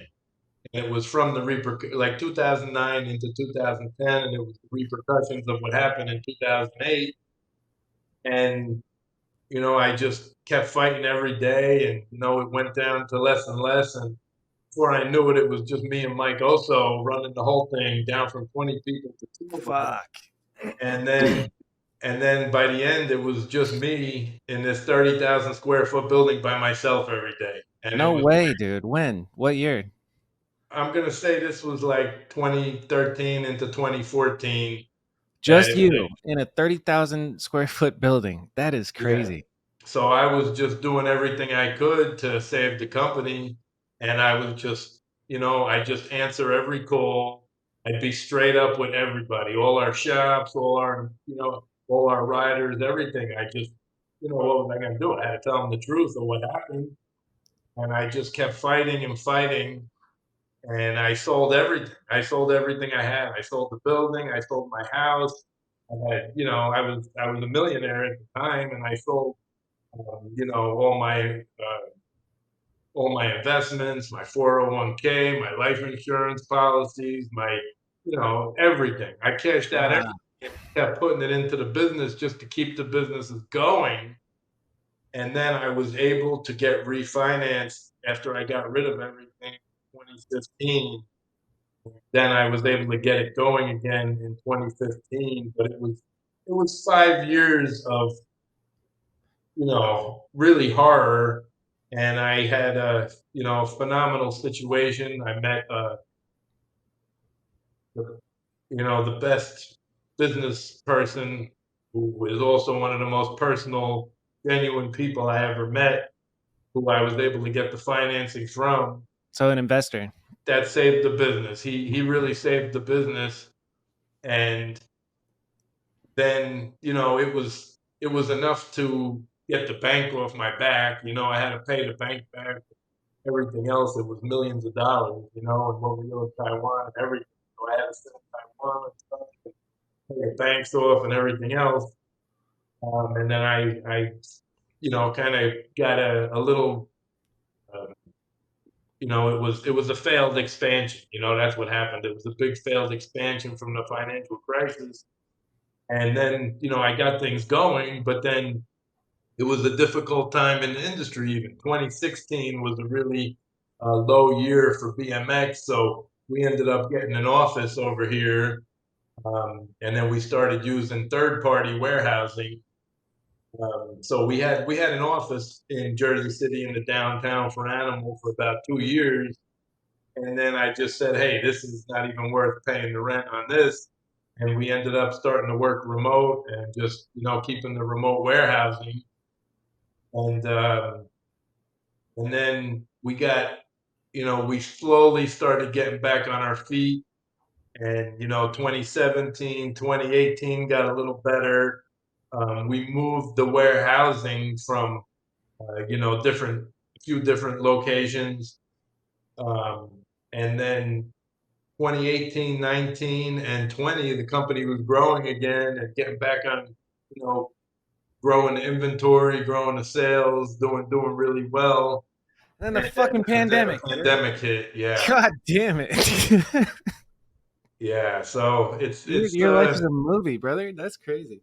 yeah, yeah. It's a horror movie, but with filled with a lot of highs and a lot of lows. But I just try to take it all as experience and just try to go with it. And you know, Control what you it, can and go every day and do the best you can. That's all you can do, you know? So yeah, where's Animal at right now? Are you still doing everything remote? How many employees are there? yeah. So it's really just so we have the warehousing in Ohio. And Ryan Howard runs that, and we have ramps and stuff there, and it's awesome. I wish it was here, but it's much more cost effective there. That makes sense.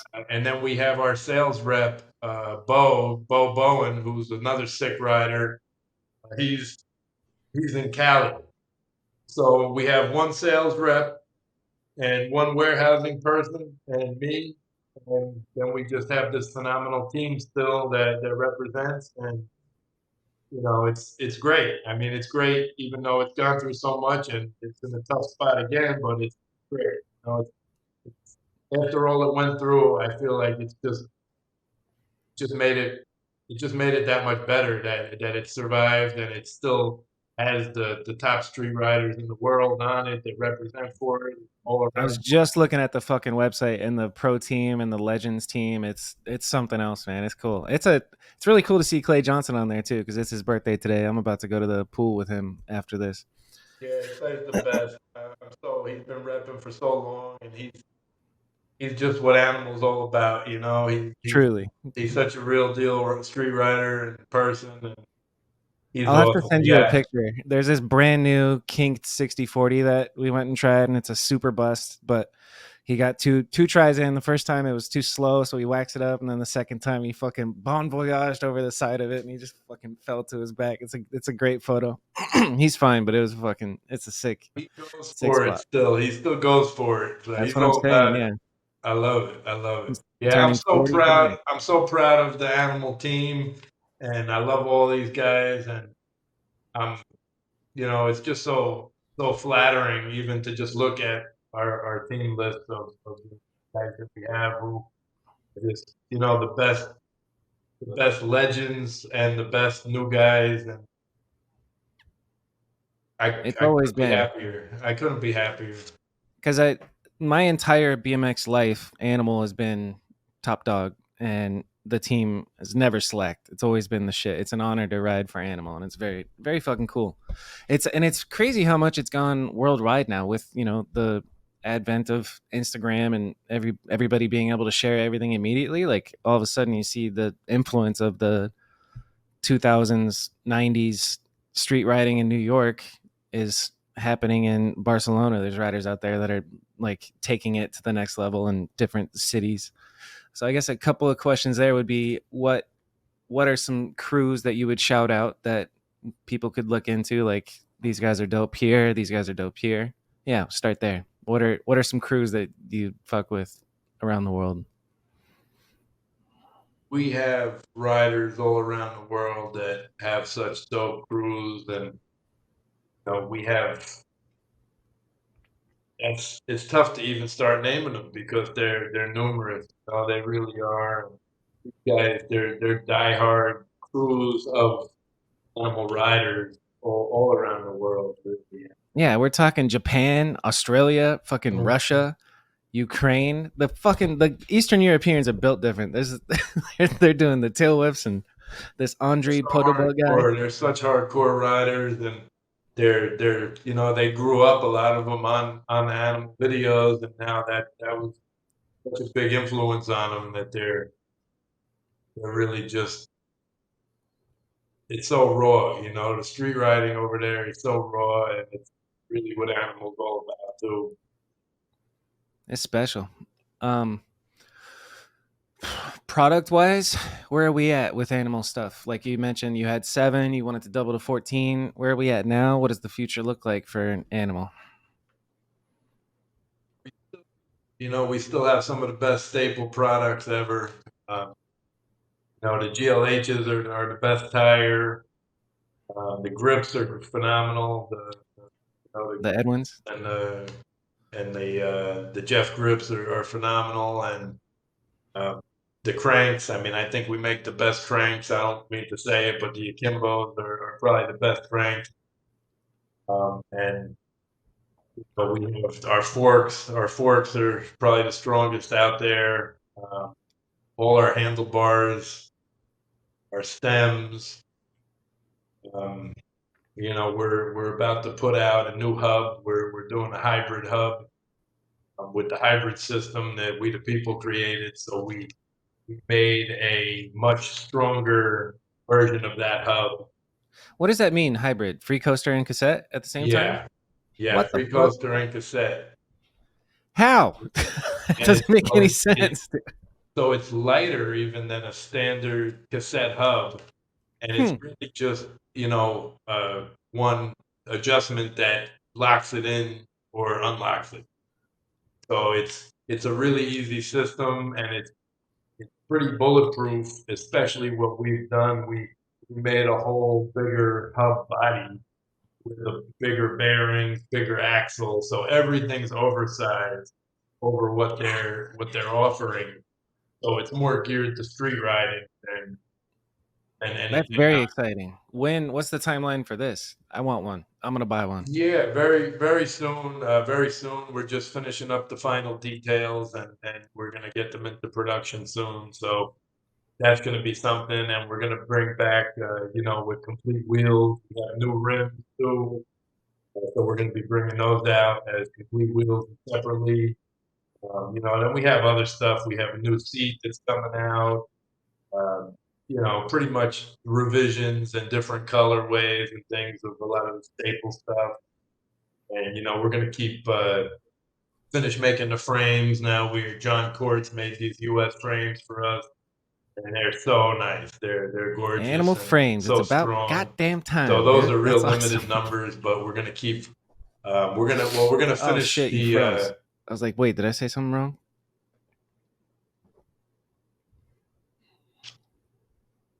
There we go. You're back. Back. We're back, baby. I was gonna talk to you about frames. I've heard the rumblings of an animal frame, but you went a long time not making frames, and I'm curious the politics behind that. Like why not go into making frames?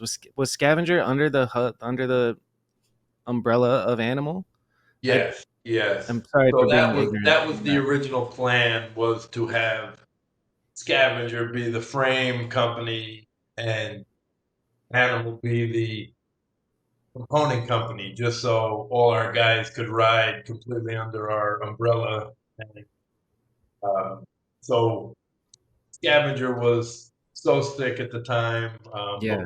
and we did have issues with it. It took a long time to get the first round of frames out, and we had some people involved that were too concerned with weight, making them too light. So we had issues with the first round of them cracking. Huh. And that really did give them a rough name at first. It gave the frames a bad name initially, and then we came out with great ones after. The first round we had issues with, but then we made, the other frames after the first round were all amazing. They're some of the best frames ever made. But by then we got them and they weren't selling.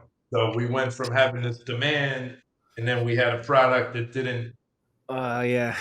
meet up to what we should have been. We should have had the strongest frame on the market. And even though everything after the first batch were good, the first batch hurt the overall sales. And when Animal went backwards with after the financial crisis, I had to put all the efforts into Animal because it was just a better business either way, Right. to get going. What's been the like breadwinner? What product keeps the lights on the most for animal? The replaceable stuff is still the pedals. I mean, the pedals are great too. The Hamilton pedals are the best. We do have some of the best pedals on the market for sure. So pedals, grips, tires, Yeah. the replaceable stuff. The shit that gets bought once a year, twice a year. Yeah, well, bike shops just sell more of that stuff because they can sell it to everybody too, really. So, most of the animal stuff that I sell in Grove is not the BMXers. People That that just makes want sense. good grips, good pedals. Yeah. So I wonder how many Hamilton grips are out there just on somebody's fucking road cruiser bike. That's great. Yeah, no, they're out there. That's They're great. out there all Yeah. over. Yeah, yeah. No, I love seeing them on other kind of bikes. I think it's really cool, and they're just comfortable. Everything they're great. They're great products. So Yeah. they're good Animal for any bike. Animal became known as the only bike company that was providing health insurance to its riders. When was that? How did that come up? And yeah, tell me about that. Was growing and doing great. I just did everything I could to give back to the riders. And they're out there, risking themselves, and I didn't want any of them to get stuck with hospital bills and have something that could hurt their riding career. And I started giving everybody who worked for Animal in the office health insurance. So I started offering it to all the riders and everyone involved, and it was a ton of money. It was a ton of money. Hundreds of thousands of dollars each year to give everybody health insurance, but the company was making it at the time, and we were paying everybody as much as we could, and I wanted to give them the best benefits I could too. So That's fucking awesome, when dude. I kept it going as long as I could. We probably gave them health insurance for 6, 7 years until the financial crisis turned things around, and the company just couldn't afford it anymore. Right. It's heartbreaking thing about how tight things are for BMX companies, and like you have this dream as a kid, become a pro rider, and then you reach that goal, and it's like, oh, cool, I get $1,000 a month tops, and it's like I wish that there was more. I wish that becoming and I guess there is more for a couple people, but it doesn't seem like the heyday anymore. What do you think of what needs to change in the industry to get it better again, like it used to be?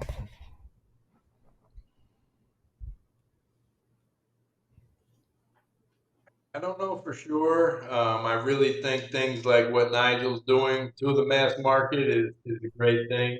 Uh, I think, a lot of these guys, I mean, these guys on the team, like, Courage, who's riding on this big level with big sponsors too. Um, you see that crazy clip that Dan Lacey just did from the Monster video with that circle crazy grind. Like Yeah, dude. these That guys, was like so think, sick. oh, Dan is so phenomenal. He's just The such a Don. oh For yeah. so long too, man. Dan Lacey's been one of my heroes since 2006-ish. Like it's crazy how long he's been great at the top of the game. Oh, he's a he's just the top of the top of an athlete. He's an athlete, and he's the most hardcore underground at the same time. He's everything. Yeah. But things like I think wild tricks like that, or Hoder doing something huge. Like I think a lot of these big or wild things that get out to people that don't ride, and they're like, "Holy shit, look at this!" Yeah. That gets, "Oh, BMX is so cool because I saw something crazy that's cool," and then I think it's just doing all we can. It's just the world is so super saturated. It's Yeah, just it is, man. saturated, and kids nowadays. When I was a kid, everybody got a BMX bike pretty much. All my friends at once, pretty much when we were like to 12, everybody had BMX bikes. Yep. But you know now you're gonna get an electric scooter. You're gonna get Yeah. or a wheelie bike, or I'm not saying that's not riding bikes, but it's not somebody that's going to be riding like the way we Yeah. are on the street. Um, but there's just so many things, and even like Christmas, kids will get bikes for Christmas.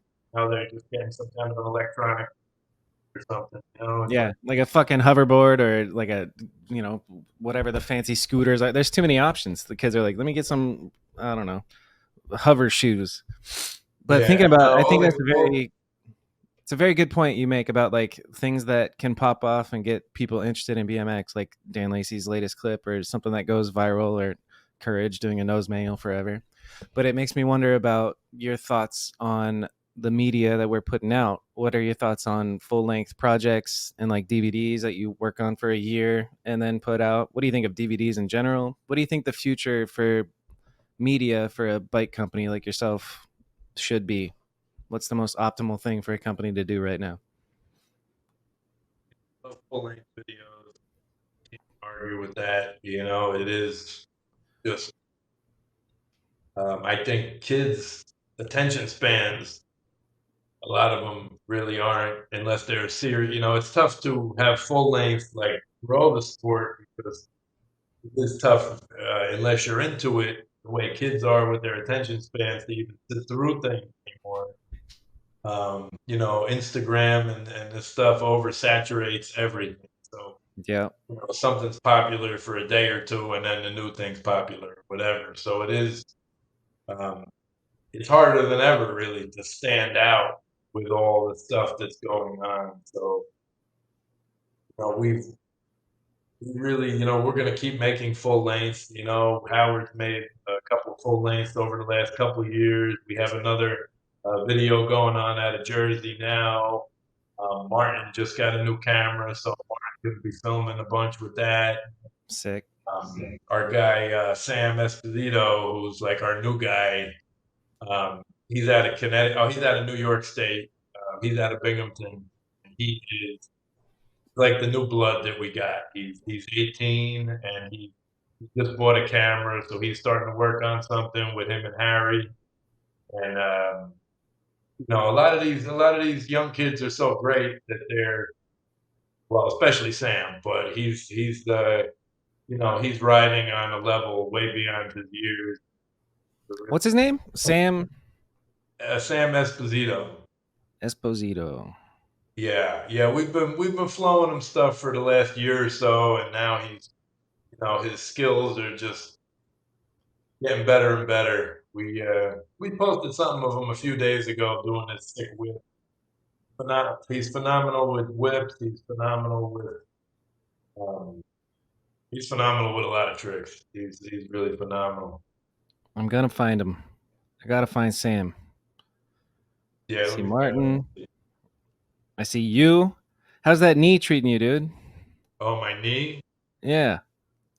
I see you always rocking the knee brace. Yeah, my knees fall out all the time. I was told I needed new knees over 10 years ago, and I just been dealing with it because I don't want to deal with the surgeries, and I don't want to re-injure myself after the surgery. So, dude, that would fucking suck. It's like, I got new knees, boys. Let's go ride, and then you fucking oh yeah. So he's BMX Sam. I just found him. Yeah, that's his Instagram. Yeah, BMX Sam 110. Everybody go follow BMX Sam. Refreshing young blood. Let's go. Yeah. You'll really love the stuff he's doing. It's sick. He's wise beyond his years with his spots and tricks, for sure. Hell yeah. It's weird how that is. Like the spots and tricks, it's almost a culture thing, and you almost have to I don't know. It's just some kids have it and some kids don't. I feel like I remember being taught or learning from the older dudes. For me, it was like Drew Hostleton and Smoker Dave showing me when I was younger, like taking me to spots and being like, no, you got to use the spot. And I'm like, oh, okay, cool. Because I would just be like, I'd like to do this on flat. I'd like to do a feeble to hop up double tire or whatever. And it's just, there's unspoken things that are cool. Smoker Dave, actually, that's something that I wrote down. What are your memories of Smoker was on Animal? Him so much. He was just perfect for Animal. At the time, we would go to ride with him and Gons and Rat Boy, and Els was making the videos. Els put me in that shutdown video. It was like, they were such a sick crew, and we would go there to ride with them. We'd go to Arizona, New Mexico, we'd go meet them over there, and then they would come to ride with us in New York. And Smoker was like the Animal guy out of them. He was out of the weird desert version of fucking New York street riding. I love it. Yeah, he was so sick, and he was just so raw style, and he would just stall the biggest bank defenses, and he was just. I mean, he was riding with the three of those guys were all top notch on every level of riding. Fucking legends, yeah. And then Smoker just ended up fitting in with our crew that much more, and we said, hey, let's put Smoker Dave on, and he was one of the original riders for Animal. That's so sick. yeah. No, he was such a nice guy, and he's really sadly missed. Yeah. I got to kind of firsthand witness the whole thing. Like he would come and pick me up from my parents' house when I was 18, and we'd go film, and he'd be chain smoking cigarettes down the freeway, and he'd take me to these obscure spots, and we'd film for the first mediocre video. And he was, it was a, I didn't realize how special it was when it was happening. I was just like, this fucking weird old guy is just picking me up with smoking cigs. But then Great, you got the. looking back on it, I'm like, Uh, fuck yes, dude, it's special. Well, let's dude, that was a great conversation. Let's review our notes here. Oh, when's the Cush seat coming back?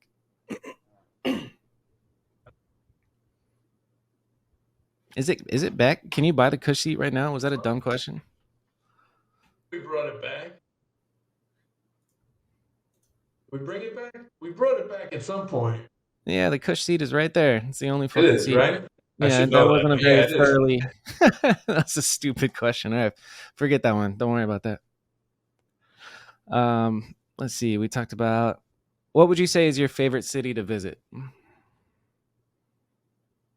I'll tell you, at this point, I'm bad. I really don't ride anywhere except Jersey City. I don't even leave. I barely even ride New York City anymore, just because there's so much stuff in Jersey City. It's a really big city. You know, it's 5 square miles, so it's like multiple cities in one, and it's a lot better to ride than any other city, especially in Jersey, because it's pretty pretty lawless where you could do whatever you want. You know, you could go ride on whatever and nobody really cares. So I pretty much just ride Jersey City.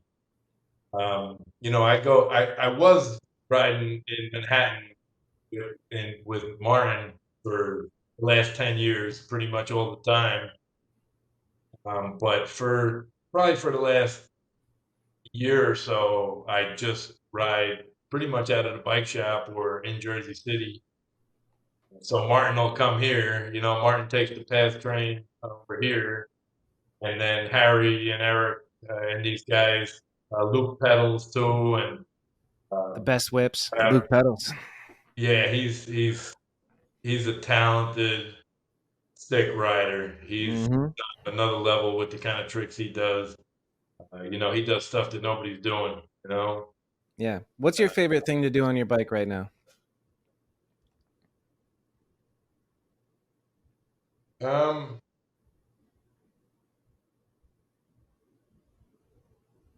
really just find things that I don't have to bunny hop.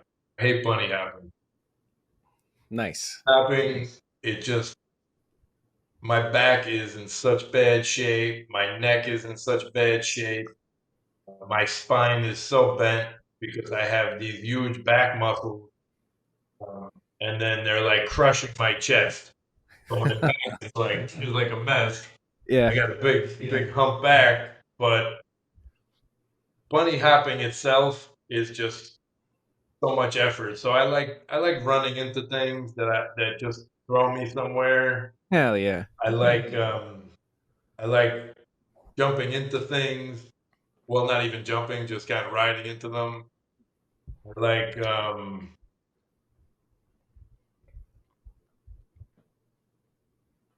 yeah, I like pole jamming type of stuff. I still love Feeble and Smith grinding. Those will be my favorite tricks forever. Um, as long as they're on, I don't really ride. I don't ride like flat ledges.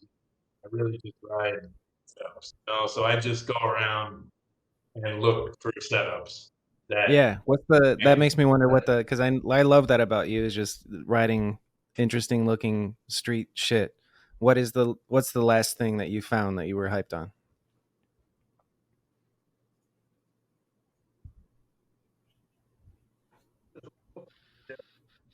It was a little. Martin put out a little edit of me a few days ago that he had made over the last month, and I found this one thing, and it was just it was the bottom, like a metal. anchor that would support like a wire to a pole. But the wire was gone, so it was just a little metal anchor um, going up just in the middle of a curb island. I didn't have to bunny hop at all. Just pick my front tire up to get over the curb, and then I just honked off it, and I was able to get into the air with very minimal effort, Hell yeah. be able to hit something that was like a pretty cool obstacle. I mean, it's not something that anybody would really think is cool, but it's Where's something this that, edit? like, I'm looking for it right now. Is it on Instagram or YouTube? yeah, it's on Instagram. Instagram. He posted it like uh, I don't know. It should be on Animal, I guess. It's actually the thumbnail from I see it. August 2nd. Yeah, I see it. Let me share my screen. August 2nd on Animal. Martin just put out this little edit of me riding last month. Just Yeah, can you see it? Yeah, you can see it. yeah, Cool. yeah. I'm So gonna- I'm just like really not doing much. I'm just bonking stuff and Yeah, but this is the most pure shit, dude. It's inspiring, honestly. Cause like as I've gotten older, I'm like, I'm not doing the same shit that I used to, but there's still something about finding something interesting and doing it's just little shit, it's hopefully I don't want to get jaded and get over it. So how did you ever reach a point where you were getting a little jaded? That's the anchor right there, right? that little thing. Yeah. Yeah, I sick. mean, nobody would really even look at that, but I'm just like, hey, let me just run into it and see what happens. Yeah. Yeah, I like riding like really small stuff at this point, low risk, Yeah. some type of Exactly. reward, not really big reward, but Yeah, I'm not trying to get hurt anymore, and that's the way to go. Fucking A. yeah. Very cool. Yeah, and I still get hurt. I get hurt doing the stupidest stuff, I just That's how it goes. Huh? yeah, I dislocated my finger doing nothing, and just to it's more a thing. It's more I dislocate stuff all the time now. Yeah. My knees come out, my hips dislocate all the time. All my fingers always fall out, like stuff like that. Yeah. I'm not really doing much to like break something, but um, you know, but it's still fun. I have more fun riding than I have. I have more fun now probably than I ever did in my life. Fuck yeah. That's great to hear. I need to pee. I got a couple more questions to ask you, but can you down to pause real quick? Yeah, do it. I'll do the same. I'll take a little break with that too. All right, quick pause. Be right back. Yeah, Harrison and Martin just came back to the bike shop. Right now, here? Yeah, you think I can put them on too? Absolutely, dude. I've been That would be wanting to sick. do an episode with Harry. All right, let me get those guys. Yeah. While they're getting in, Ralph, I want to ask you what your favorite catchphrase from Animal is, because there's been jump off, pop off, fucking the bird noises. What's been your favorite little fucking Animal thing? What's up, Martin? Hi, I'm Bobby. Nice to meet you, man. Oh, hey, Harry. Good to see you, big dogs. What's your guys' favorite Animal catchphrase? Pop off on that jump off, though. What is that? What is the one? I like my favorite personally is get with it. Get with it. Yes, that's a good one. Usually when you say with it, you're just throwing it down. I like that. That's a good one. That What's yours? is my phrase. It's my phrase. With it. Yeah, Hell there's yeah. actually literally like I've been around a few states and countries and people really use that name, that term, With like, it. saying with it. It's like pretty famous now. Yeah, it's fucking cool how that shit works. The one that sticks out for me is the bird noises in the background when somebody lands something. Oh yeah, That's special to me. that's like the classic. That was Yeah. Ed. That was all Ed. Yeah. Ed? Yeah. Ed, Roan, yeah.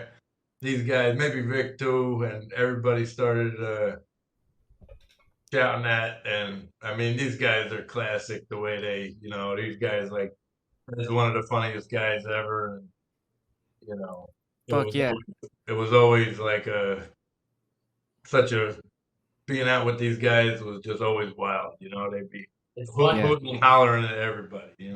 Talking about the OG guys, me and Harry were actually getting pizza, and we bumped into Will Taubman. No shit. His name came up earlier when we were talking. That's great. We were just with him like 30 minutes ago. That's wild. That East Coast life, dude. Yeah, no, I still hang out with Will a lot, and I should have told him to roll through too. I didn't even think about it. That would have been legendary. That's all good, dude. I'm so excited. I'll probably see you guys at Dawn of the Streets. This will be my first ever New York BMX trip, so I'm stoked. Oh yeah. What's your kit right now, Harry? What is that? A soccer jersey? Yeah, I got the animal jersey on. Show them the logo. Swag. Got the fresh kit. Wait, which way is it? That's it. Hey.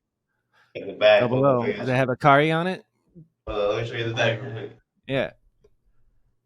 Sick, dude. Yeah. Why 00? Because there's 2 wheels on the bike. 2000, baby. That's when Animal came out. 2000, boom. So it's multi-purpose. It could be the 2 wheels of the bike. Mm-hmm. All right. So Ralph, you've been around eras of crews out riding, and I'm sure there's like the ultimate king of shit talk. Who would you say throughout the years has been the best shit talker in BMX? In a good way, you know what I'm saying? Like the dude with the crew that's always fucking making everybody laugh.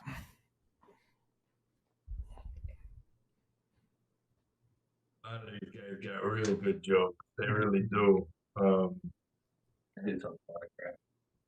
Martin's pretty damn funny. He's got a lot of good.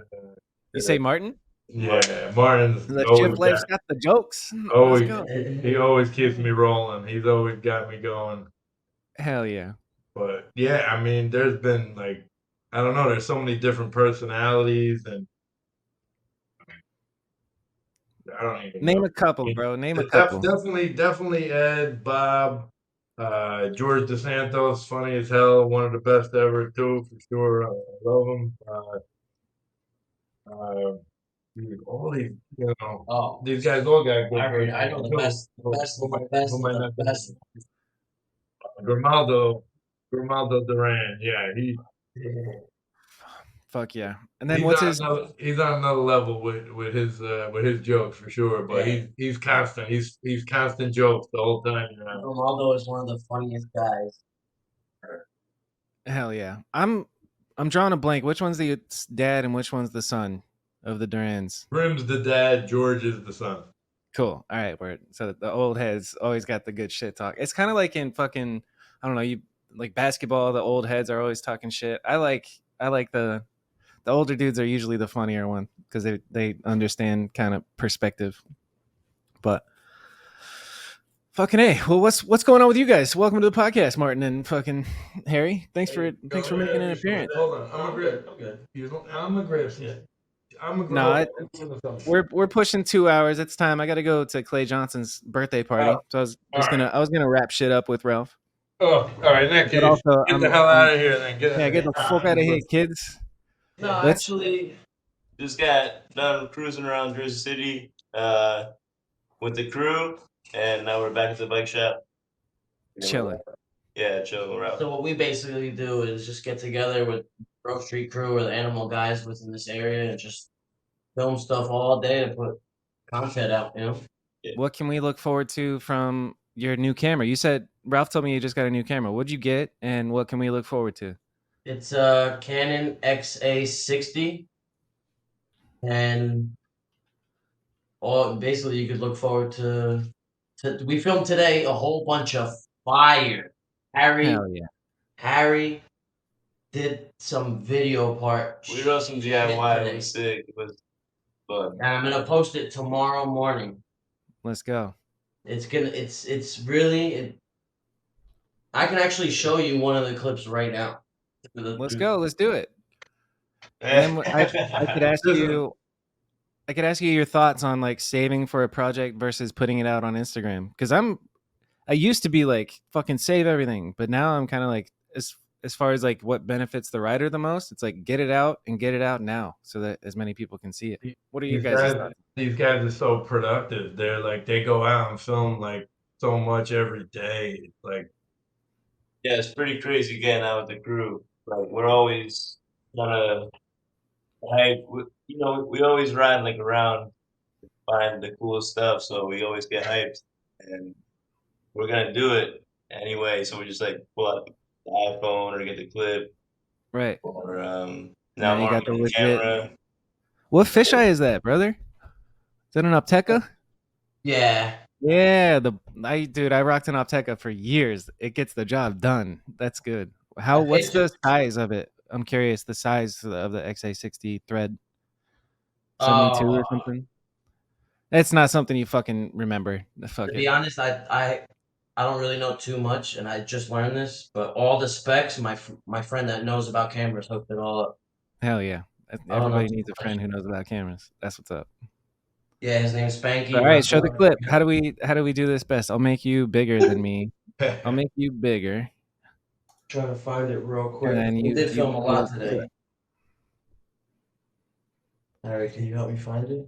Man, I'm so jealous you're rocking a digital camera. I'm still doing shit. So, look at this. I have a badass FX3 Sony that films. This is like they shoot Netflix shows on this. I got a fisheye for it, and I'm not using this for BMX. It's the most frustrating thing. I'm using these broke ass VXs, and then capturing tapes is the bane of my existence right now. But I'm finishing Mediocre at Best 2, and then I'm burning them all. I'm gonna break all these fucking tape cameras. We're over it. We're over it. Yeah, this is like These are all Luke. Luke was out with them today too. I wanna give a shout out to Angel Lugo. He's like my oldest riding friend. 256 Angel. And Milioti too. Joe Milioti. He's like an old school guy who stopped riding for 23 years. He was in like Grizzle and Don't Quit Your Day Job and stuff, and he just started riding again. And He's coming back? Fuck yeah. What's his name? Miliano? Joe Milioti. Joe Milioti. Yeah, he's like Mr. Oh, he's Mr. Miyagi. Mr. Miyagi. Yeah, I've been following Mr. Miyagi, dude. I like this guy. Yeah. No, he's got his own moves, his own style, and he rides literally like he did when before he stopped riding. And right. He rode with us, and then he literally stopped riding by the time Animal even started, and now all of a sudden he's back riding. Yeah. He's back. Who have I seen garage wooden ledge clip? Is it Butcher that's getting back into it? Or not getting back into it, but he's riding in his garage? He's got a little ledge in his garage, right? Yeah, Butcher never stopped riding. Yeah. He always rode, yeah. That's something when I was asking around of like, what questions should I ask Ralph? That came up a couple times of like, let us get some Butcher stories. You got any? What's the first Butcher story that comes to mind if you have any? Well, so it was actually at Shimersville Skate Park, what I was saying before, because that was the local spot for these guys as far as the skate park. And Butcher was there with Taj. And, I was like starstruck either way because I had. Oh my God, that's Butcher and Taj. Videos and stuff. And Taj is like, yeah, hey, this Butcher's so sick, I'm going to try to get him on Hoffman. And I was like, hell yeah. And all of a sudden he jumped out of the street court into the vert ramp, and he tail whipped out of the street course over the back handrail on the ramp. Oh, here you go. It's not being able to see. Maybe, yeah, that might be tough. Oh, there we go. Block the lights. Oh, it sounded sick. I want to know what happened. I don't even know how it's going to be able to see. Oh. No, you can't see closer? it. Try closer. That gap wall. Damn, yeah, it's just like staring into brightness. What are we on right now? What is this a webcam on a iMac or something? It was a good day. This is a I don't know, some kind of computer. Man, I don't know what it is. Maybe if I never even used this computer before. I don't know. It's good enough, bro. Get the job. Yeah, I just made this is like a little office that I just made in the because I never had an office in here. So I was Yeah. like, I can't do it out there because if anybody comes in, I'm gonna get disturbed. So it's literally like this little office space. So, What are and, you guys doing on the bike shop, like for content for Instagram, Grovestreet? Are you guys doing stuff? like pictures of bikes is like Yeah. no, we're doing rides. We're doing a lot of rides around. We repost a lot of the riding footage, some of the BMX stuff. you might be able to see this. I know you You can't see it. That's whack, dude. I'm trying to think. You could send it to me and I can add it in, or we could just wait for it to come out tomorrow. It'll come out. This will come out Monday, so it'll be hot off the presses, dude. That's great. Nice. I just got a vision kind of. I was like, you guys your personalities and like the history and story of Grovestreet is particularly special, and a lot of talking head or inside the shop type of content could do well, and it's just a matter of making it happen. And I feel like Martin with his new camera could come in and fucking make I some agree. Instagram stuff, Yeah, It'd be great. Martin's helped me with some content. We're making some videos and stuff for the shop. So I think That's maybe dope. like a talking thing about the story about it and stuff would Yeah. be really cool. The history of Grovestreet cut into fucking 30-second segments. You got content for a month doing that, you know? Yeah, I Just don't know sit what down I and don't know record what it I would once, do and then without you got clips for days, and I can help you edit it. We're building up a squadron of editors worldwide, you know? I like this. I like this. Hey, I I want to fucking hate editing, dude. I've been doing it for so long. I'm like, don't make me fucking edit. But I like finding people who like doing it and then getting them work, you know? I love it. I love it. I love filming and editing. My favorite thing to do. Yeah, Shift, you've been doing content for a hot minute, man. It's been cool to see. Like you're something. It's the shift from like the media moving from DVDs to this daily content. You've hopped on that wave really well. It's cool to see. I've been. Big fan, Martin. Big fan. Thank you. Thank you. Yeah, Yes, sir. he's kept me going. I mean, he's filmed. I think he said like 300 some clips he's got of me. I have about 190 to 220 clips of him Hell yeah. within 10 years span. And he's only 35. He's got so much more to give. No, I'm 33. Not you, fool. Ralph. I'm Oh. kidding. Ralph, how old are you actually? I'm 49. 49. All right. Yeah, Yeah. fuck. That's why I got to wrap it up. I keep forgetting. It's Clay's 40th. I got to get to this resort and hang out with him. Let me make sure I'm not missing Tell Clay anything. we said happy birthday, man. Love that Hell guy. yeah, I will. Thanks for Actually- having me, Harry, on. Actually, say it again and I'll film it. Happy birthday, Clay. Love you, brother. Yes, sir. All right. All right. So I have to ask you this. Is kind of the shtick of the podcast. Who's your Mount Rushmore of bikers? You already knew. You knew it was happening. I know. I was gonna say, don't ask me because it's a really tough question because Truly there's is. so many people that I look up to that are just from All right. every, You know what? Here's a from workaround, every Ralph. generation of riding. You know. Here's what we'll do. We'll do a Mount Rushmore of generations. Just tell me your 4 best eras. Jeez. Oh God. Bye, Martin. Bye, Harry. Oh. Yo, later, Bobby. Good to see you, man. Later. That's awesome.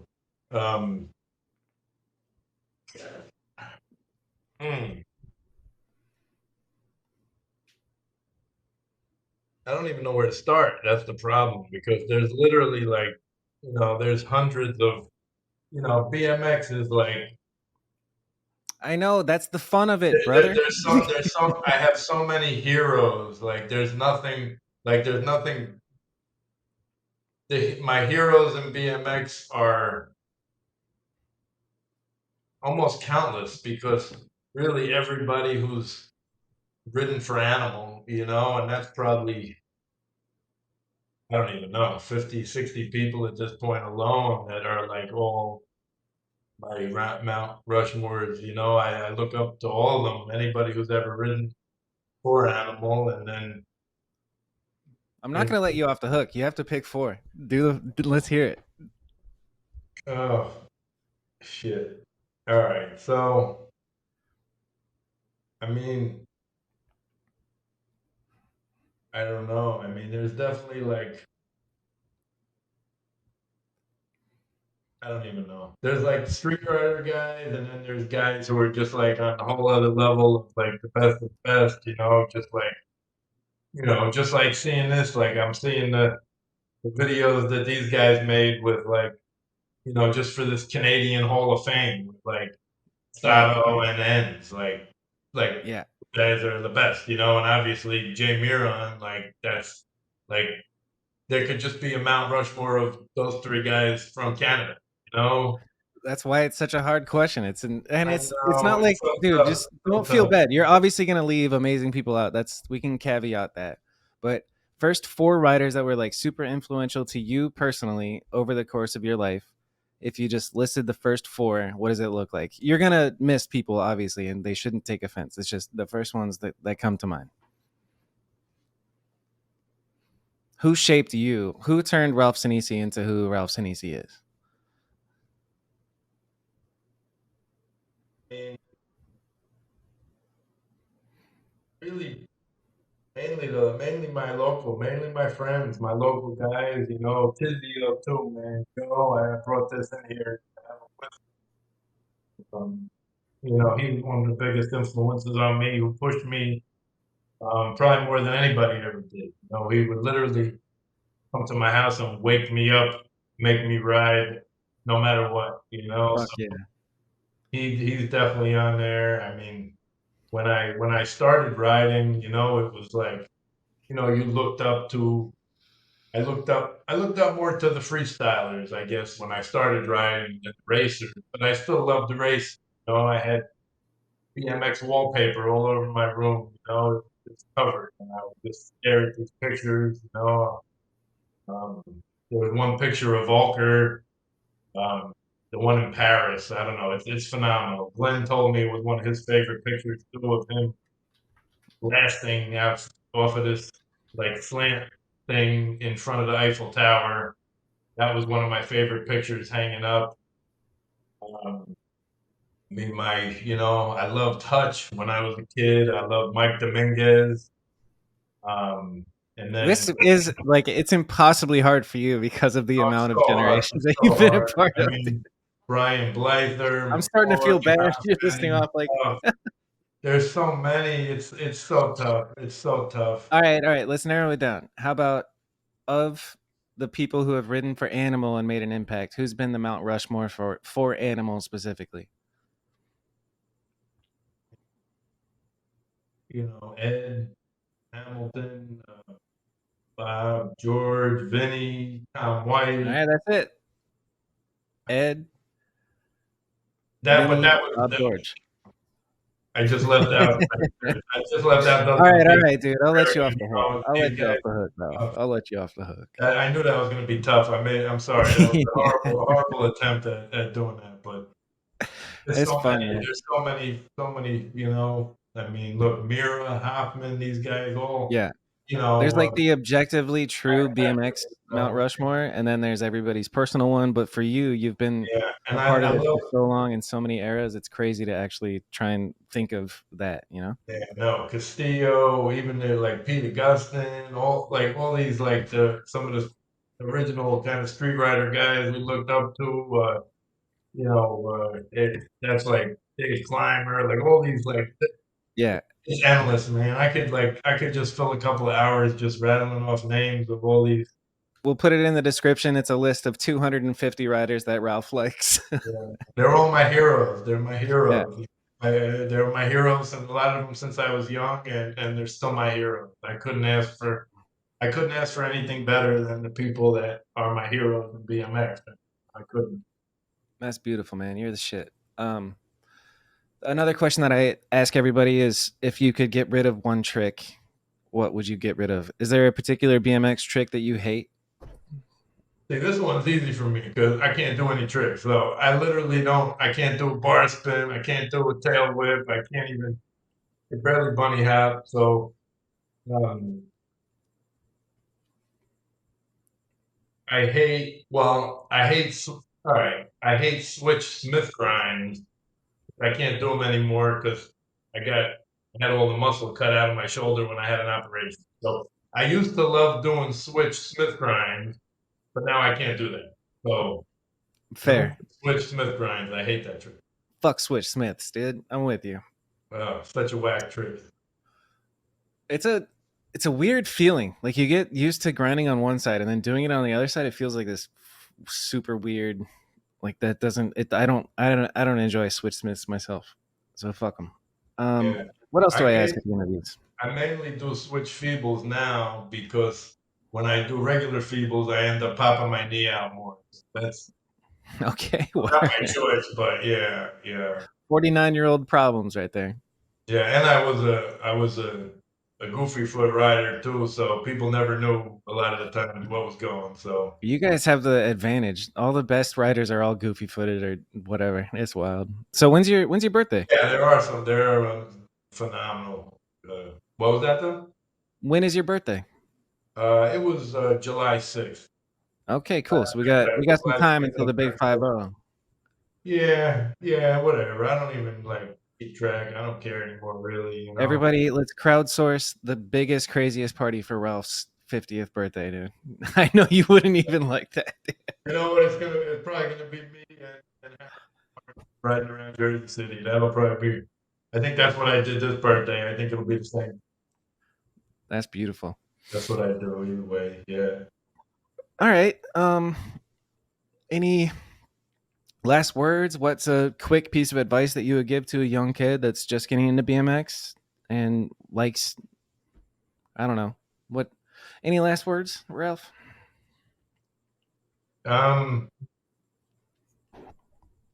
I mean, don't take it too seriously, but it is a really great thing that got me through a lot of tough times in life because that's really my only outlet. I never really did anything except rugby.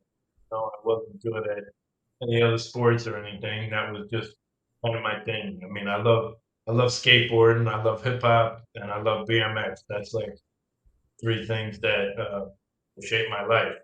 So and BMX being the number one either way. So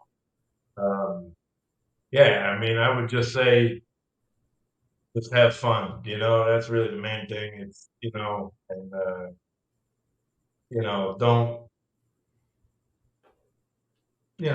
don't do it for the long term. Don't don't wear yourself out. And I mean, I even say that stuff to Harry now because he's doing such huge things, and he's already his toes are falling out, his shoulders falling out. And he's only 23, so I'm just like, I mean, but whatever. It's like pointless to tell him not to do it because he's gonna do it. Yeah. I'm like this old man at this point who's just like, don't do that. But It's just fuck you, old man. Just kidding. I know he doesn't say that, but yeah, yeah. So Got I that, mean, that youthful energy. Fuck, I remember being 23. That was nice. yeah, just enjoy it being out with your friends, and that's really the main thing. You get out with your friends, and you get to go session things, and it's like just really exploring. That's my favorite part of it, and it's always been just exploring, looking for new spots, and It is. Because what other fucking hobby or sport or whatever are you just exploring a city? That's fucking dope. I love that part of BMX. yeah, no, yeah, I love it. I love it, and I just see if there's anything else in particular. I just wanted to, just mention Eddie Rios too because he passed earlier this year, and he was one of my heroes since I was a kid. He was like the top pro rider when I was a kid going to Malawi. When I would go there, and he had like 4 years on. So he had like 4 years on me. So I was going there when I was 15. He was like 19. He was Prime. doing these Yeah. huge 540s, and he really, he really shaped, he really shaped me a lot. And when he got sick, I thought I would be there for him. And he was just such a selfless person that he just wanted to be there for me. And I miss him a ton. So I just want Sorry, to man. be Eddie too. Yeah, I love you, brother. I love him so much. So I miss. Rest in peace. Yeah, cancer's horrible, man. Cancer's horrible, and it's only getting worse. That which unfortunately you think that in modern society with modern medicine and everything, you know, getting better where less people are getting it, but it's just life is not fair. It's very Yeah. fair. It's you know, the nicest guys um, get dealt with, get a lot of things that they shouldn't have. Uh, but he was the strongest guy I knew till the end. So that's sometimes. Well, shout out Eddie. Ralph, thank you, dude. It's been a real honor. Thank you, Bobby. I really appreciate it. Really enjoyed talking with you, and thanks for all you do. You're doing great stuff for BMX. Getting these stories out, and you guys, everybody loves the podcast, so I'm really happy to be part of it. Let's go. Thank you, man. Thanks, Bobby. Really appreciate you, brother. Yes, sir. All right, we'll be in touch. I'm buying one of those fucking hybrid hubs. Yeah, let's do it. Let's do it. I got you. All right, man. Have a great time at Clay's birthday. Yes, sir. Thank you. All right. Take care. All right, that was a pretty good episode. You know what I'm saying? Thank you guys for coming by and hanging out with us. I'll see you next week.